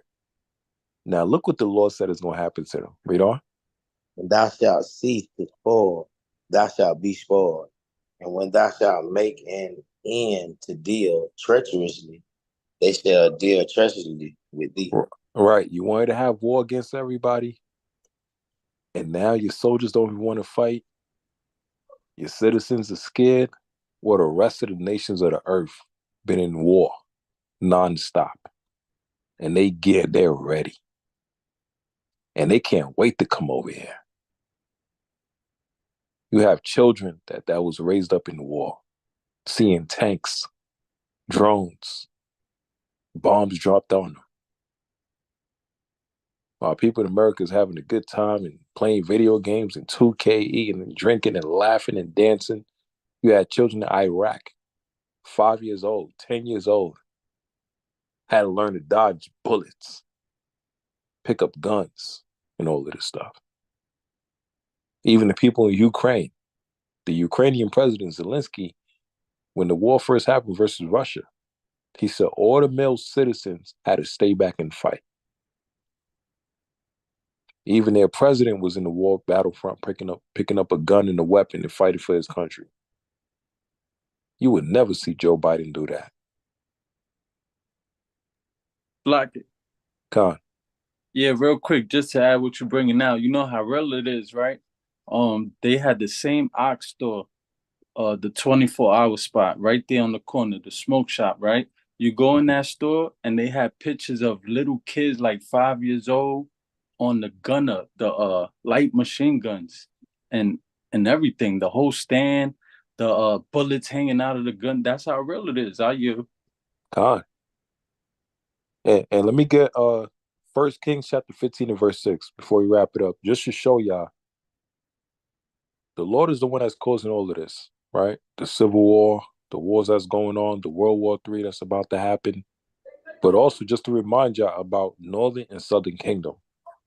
Blacks versus Hispanics is nothing new under the sun, right? It's the same thing that happened in the time of 1 Kings chapter 12, time of Jeroboam and Rehoboam. Let me get 1 Kings chapter 15 and verse 6. This is the book of 1 Kings 15 and 6. And there was war between Rehoboam and Jeroboam all the days of his life. Right. Rehoboam symbolized the southern kingdom and Jeroboam symbolized the northern kingdom. So they was fighting against each other all the days of their life. Huh? So that's a civil war in the scriptures. Right? Right after the reign of Solomon, his son took over, which was Rehoboam, and then Solomon's servant, who was one of his best servants, Jeroboam, northern kingdom, he was fighting against his own son. Northern versus southern kingdom, Jeroboam versus Rehoboam. And that was the civil war in Israel. Right? So there's nothing new under the sun. But in the times that we're in right now, it's going to be war all over the place. Let me get Jeremiah 28 verse 8. Spiritual war, physical war, mental war, civil war. Right? Jeremiah 28 and verse 8. This is the book of Jeremiah 28 and 8, when you got to say time.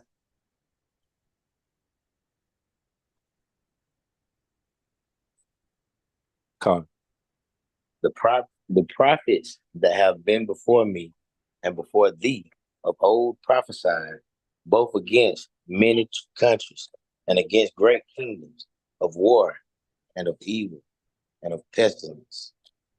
Right. So they prophesied against war. It's like they prophesied of war and of evil and of pestilence. And speaking of evil, let me get Revelations chapter 2 and verse 9, and then we'll close out with this last video after. Revelation chapter 2 and verse 9. This is the book of Revelation 2 and 9. When you got to say time.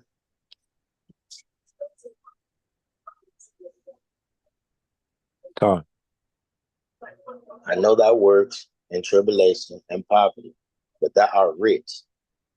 And I know the blasphemy of them which say they are Jews and are not, but are the synagogue of Satan. And who is the Lord using behind the scenes as a puppet master? The Rothschilds, the banking family, the Illuminati, the Bilderbergs, right? These rich, wicked families that the Lord is using to control the scene, puppetry. So check out this video before we close out one more. Check out this video. This is what Candace Owens, right? Watch this. Post October 7th, the world, and especially I would say Zionists in media, were demanding that we all pay. So this is Candace Owens versus Amalek, right?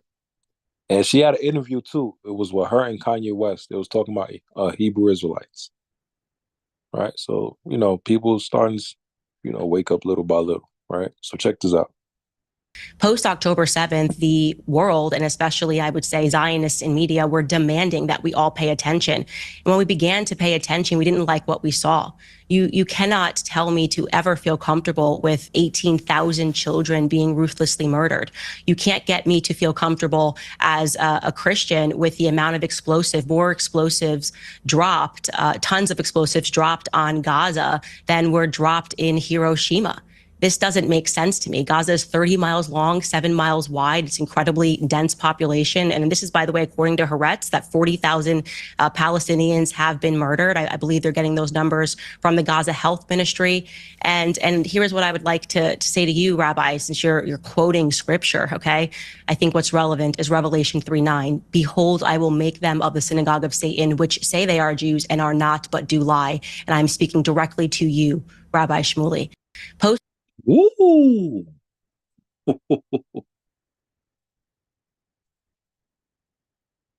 All praises. Lakia. God. Did I just see her cut him? God.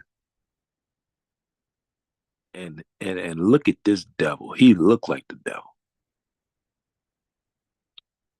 Like the elder said with Biden, his skin looked like it's melting and the scales, and you could see the snake come out of him. Look at his eyes, man. See if I could zoom in on this demon. Yeah, she cut him real quick. All right? Yeah, she cut him real quick. She know what she's talking about. Gaza Health Ministry. And here's what I would like to say to you, Rabbi, since you're quoting scripture, okay? I think what's relevant is Revelation 3:9. Behold, I will make them of the synagogue of Satan, which say they are Jews and are not, but do lie. And I'm speaking directly to you, Rabbi Shmuley. Post October 7th. God? All praise. Say they are Jews. Double con. Do lie. All praises. All praises. Right? What was it? Let me see. And Kanye West. You see, she had an interview with her and Kanye West. They was talking about Israelites and all of that. You see? See, she's talking about Kanye, how they try to silence him and everything. Why? Because he was speaking about the Jews. The real Jews are black. So you never know who the Most High used in certain situations. She cut him real quick. He was furious. All right, so let's end it off with this video right here, just to give everybody a reminder. Tell us what to do. Really? What's up, y'all? So I don't usually post on here, But there has been a topic weighing on me lately that I want to discuss. And this isn't like, I'm not a Jesus freak. I'm not here to push my religion down your throat or force you to do anything. I can't do that. Who am I? But I'm just someone making an observation and stating facts, you know? I hope we're aware of what's happening around the world, you know, not only in the U.S., but overseas. It's a lot of chaos right now and destruction. But I've realized the world, the more we push God out, the more destruction and chaos happens and confusion. Hey, and y'all see what's on her jacket?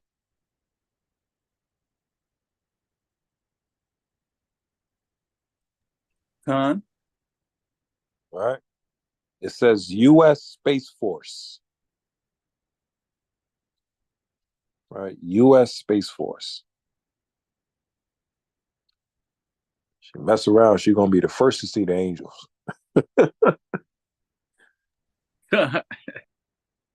See the angels in Yahushua. There was a story with brother in Detroit. He's in W5 Detroit now. He said when he was in the military, the Lord gave him a dream and basically told him while he was in the military to get the hell out of the military. Because when he come, he killing everything. And that brother had that dream like 3 years ago, and he's been in W5 Detroit ever since. So you never know, right? Our God, Jesus Christ, he's not a God of confusion. And he's the Prince of Peace. So the more we push him out, what do you think is going to happen? You know, and this has been happening for decades now. You know, we're getting further and further away from God. Oh, we don't need God. We can be good people. We can have order on our own. We don't need a God to tell us what to do. Really? Now, mind you, I'm only 27 years old, but I've been around long enough to see that the world didn't used to be like this. It's only getting worse the further and further we get away from God. Look at the school systems. Oh yeah, they kicked God clean out of there. No more prayer. And look at all the school shootings erupted. Kids don't know whether they're boys or girls now. Or dinosaurs or giraffes. Teachers are just pushing that agenda. But the school system is failing. Every year it's declining. The literacy rate is declining. Kids can't read, spell, or write anymore. But I bet you money they know what a drag queen is. I bet you money they know what a transgender is. And they have resources for when they want to like talk about, you know, changing their sex or something like that. But these kids can't even freaking spell. We got away from God. And it's failing. Teachers are quitting left and right. Kids are disobedient. Disobedient to their parents, authorities, education, teachers. And a part of that problem is also people, you know, pushing God out of their hearts. You know, ignoring him, denying him. And the Bible says train your child up in the way they should go. That means train your child up in God. And if you're not doing that, that'll probably explain why, you know, some of these kids are out of control. They're not being trained up in the way they should go. And they're disrespectful. They're selfish. Look at America, the #1 producer of corn, you know. You know God don't like that. America has pushed God so far away. Look at our music. Look at Hollywood. Demonic. I don't care what anyone says. Those are demonic rituals that these people are performing. They're doing it right in our faces. And we support it. Oh, it's entertainment. That's their way of expressing their art. God said, okay, bet. Y'all want to keep playing in my face? He took his hand off. We are under judgment right now. That's why there's so much chaos right now. Because we continue to push God out. Chaos erupts. Destruction. All these wars going on. Imagine if these world leaders had the true Jesus, the God of the Bible, in their hearts. You think all this stuff would be going on? Absolutely not. Because Jesus is the Prince of Peace. This would not be happening. But we don't need God. We don't need a God to show us how to be good people. And, you know, we just, okay. Well, like I said, the world has been in a downward spiral for, I know, all of my lifetime. Who's going to fix it? If not Jesus. Because that man been spot on. He ain't missed a beat. His word has withstood the test of time. So I'm genuinely asking, who's going to fix it? Because all the destruction, everything that's happening right now, there's no God in that. Those people don't have the true Jesus in their heart. They're not following his word.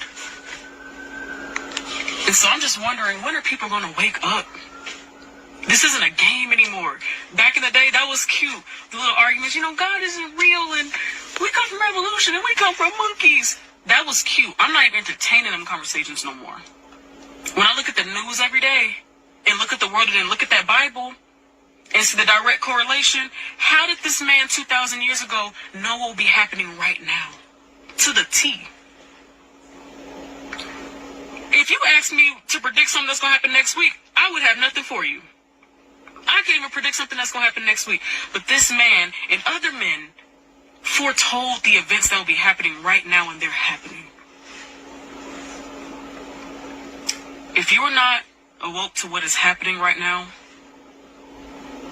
if you ain't reading the writing on the wall, if it's not making sense, I don't know what to tell you. I don't know what to tell you. And it blows my mind because when I used to read, you know, Revelation or just like the end time prophecies back then, years ago, in Matthew, Jesus said that when all these signs are happening, when he's given us all these signs of his return, he said people will still not believe. He said people will still ignore it. And I remember reading that and, you know, almost challenging God a little bit. I was like, God, first of all, I didn't think none of that would happen in my lifetime. I'm still a little struck behind that. But secondly, I was like, God, I don't know, like, if there was earthquakes and natural disasters, tornadoes, wars, the Euphrates River drying up, all these things happening at once, I don't know, God. Like, I think people would catch on. I don't think people would ignore that. Oh my gosh. I'm baffled. Like I said, he foretold it in Matthew to the T. He said, I will have all the signs. I will have it laid out. And people will still ignore it. I'm just mind blown, honestly. You know?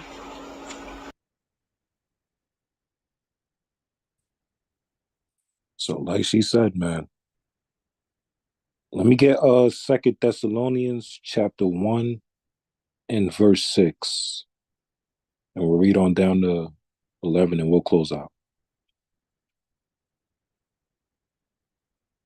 The more they push God, the more the world gets destroyed and wax worse.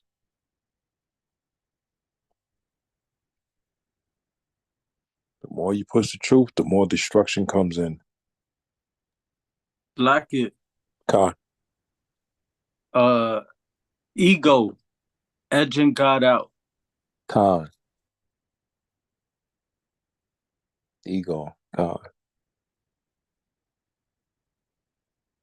Yeah, the Lord gonna push you to the edge too. The edge of death. God. Yeah, let me get 2 Thessalonians chapter 1 and verse 6.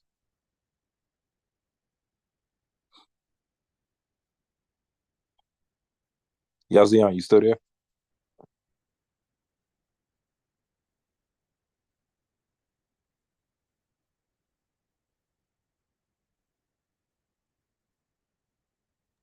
This is 2 Thessalonians chapter 1 and verse 6.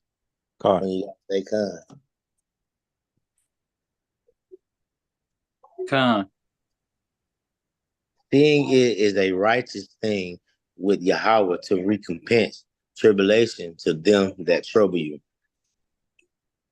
All right, read on. Con. And to you who are troubled, rest with us when the Lord Jesus shall be revealed from heaven with his mighty angels. All right. So the Lord is going to punish the wicked, and the Lord said for the righteous to wait on Yahweh Shai so they can rest with him. right? In peace, right? No more destruction, no more turmoil, no more crying, no more suffering, right? No more everyday struggle, right? We'll be able to have peace. But right now, we got to go through this. What doesn't kill you will make you stronger. We got to go through this. But the blessing that we have is that the Most High have given us those eyes to see. Like the title lesson is spiritualize, recognize, realize. All right. Let me get one more, King. Matthew chapter 13. I think it's This is the book of Matthew, chapter 13, and verse what?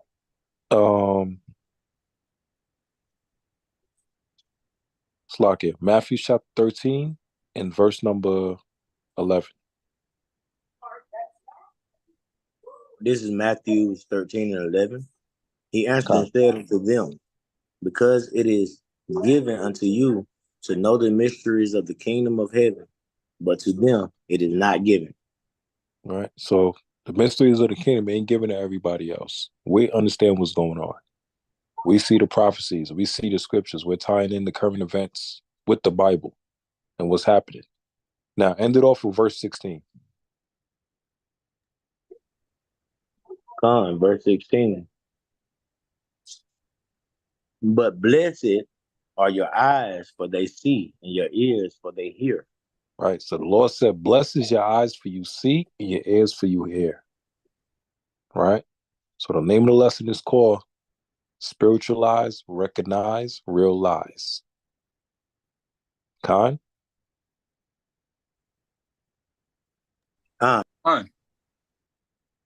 So keep our eyes on the prize, family. Let's keep pushing. Let's continue to endure. Don't let Esau wicked devices and deception and witchcraft and media and all of this propaganda and this garbage, throw you out of your mission. So continue to stay focused, keep pushing forward. Let's keep our eyes on the prize, keep the laws, commandments of God, stay humble, stay consistent, keep each other in prayers, and let's keep pushing, man. Better is the end than the beginning. Make it count. You call it an election sure. Stay diligent. So, all praise you. How about Shemil Shah? Hopefully, I was edified. Thursday night class. All praise. Shalom, shalom. Shalom,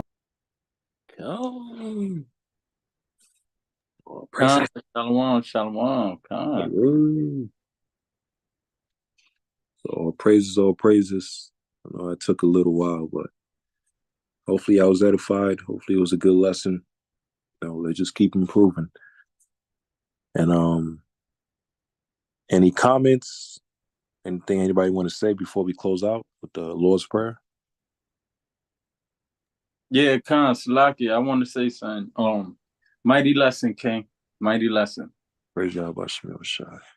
All praise. God. That's it? Yeah, Khan, that was it. Just to tell you, Khan, just to tell my tell my brother Cap that was a mighty fire lesson. I done got edified. I learned a couple of things with the Hell's Angel and stuff. I ain't never watched that show, Sons of Anarchy or nothing, but at least I learned a little something. I see what Esau's trying to do to our people. All praises. Yeah, and the Hell's Angels, it could be the Hell's Angels, it could be the police officers or whatever, all these different gangs. These gangs is here because Esau allows it. Right? And he uses the gangs for his own means. He, like I said again, he always gotta have a villain. Even though he's the biggest villain and criminal, he always gotta have somebody as the bad guy. So he'll put the gangs out there so that they could be labeled as the bad guy. And he could be the good guy. That's why they allow these drugs, weed and all of this stuff. I remember we was in Patterson. Remember we was doing the pull up? It was me, Macabre, Yeshaya, a couple of brothers. Khan. Elder Terah was there. Khan. Yeah. When the lockdown happened, we literally pull up to Patterson, and right across the street, we seeing Jake just selling rocks, drugs with gloves on and everything, this and that. And Esau is there with like damn near 10 cop cars, just watching like it's nothing. Just chilling. Where y'all Nobody was at? get arrested or nothing. Huh? That's Where y'all was at? We was at Patterson, New Jersey. Yeah. Patterson, crazy. that's like the ghetto, the hood, drug infested, like one of the worst parts of Jersey, too. No lie, Elder Sarah can tell you. We was there at the pull up. That was the day they Elder Zabal tried to open up. He said, Shalom family, all praises. With the Israelites is here, all you heard is 1,000 cop cars pull up. That was the time of the 6 feet. They told you to stay 6 feet away, 6 feet apart. You know? Khan, Slakia, they always come every week, like clockwork, out there in downtown Brooklyn, Wednesday camp. I don't know why, King. There don't be nobody out there at all. The times we be out there laboring after hours, who ain't nothing but businesses. Everybody done locked down, went home, and they always coming with that, oh, we got a noise complaint all the time. Yeah, because they hate us. That's it. They hate the word. That's it. They're the means of Satan. You know? So all these gangs, all these Hell's Angels, these TV shows, the motorcycle cliques and all of that, Esau let that rock so that he could stay as the good guy and they could be the bad guy. So he could make his job easier and all of that. You know, we need more funding. There's too many criminals out there. We need more weapons. We need more funding. We need more money so we can put them in check. Yeah, okay. You're a damn devil. But all praise Yahweh Shemel Shai. Let's close out with the Lord's Prayer. And let's continue to keep pushing, family. Let's continue to keep pushing.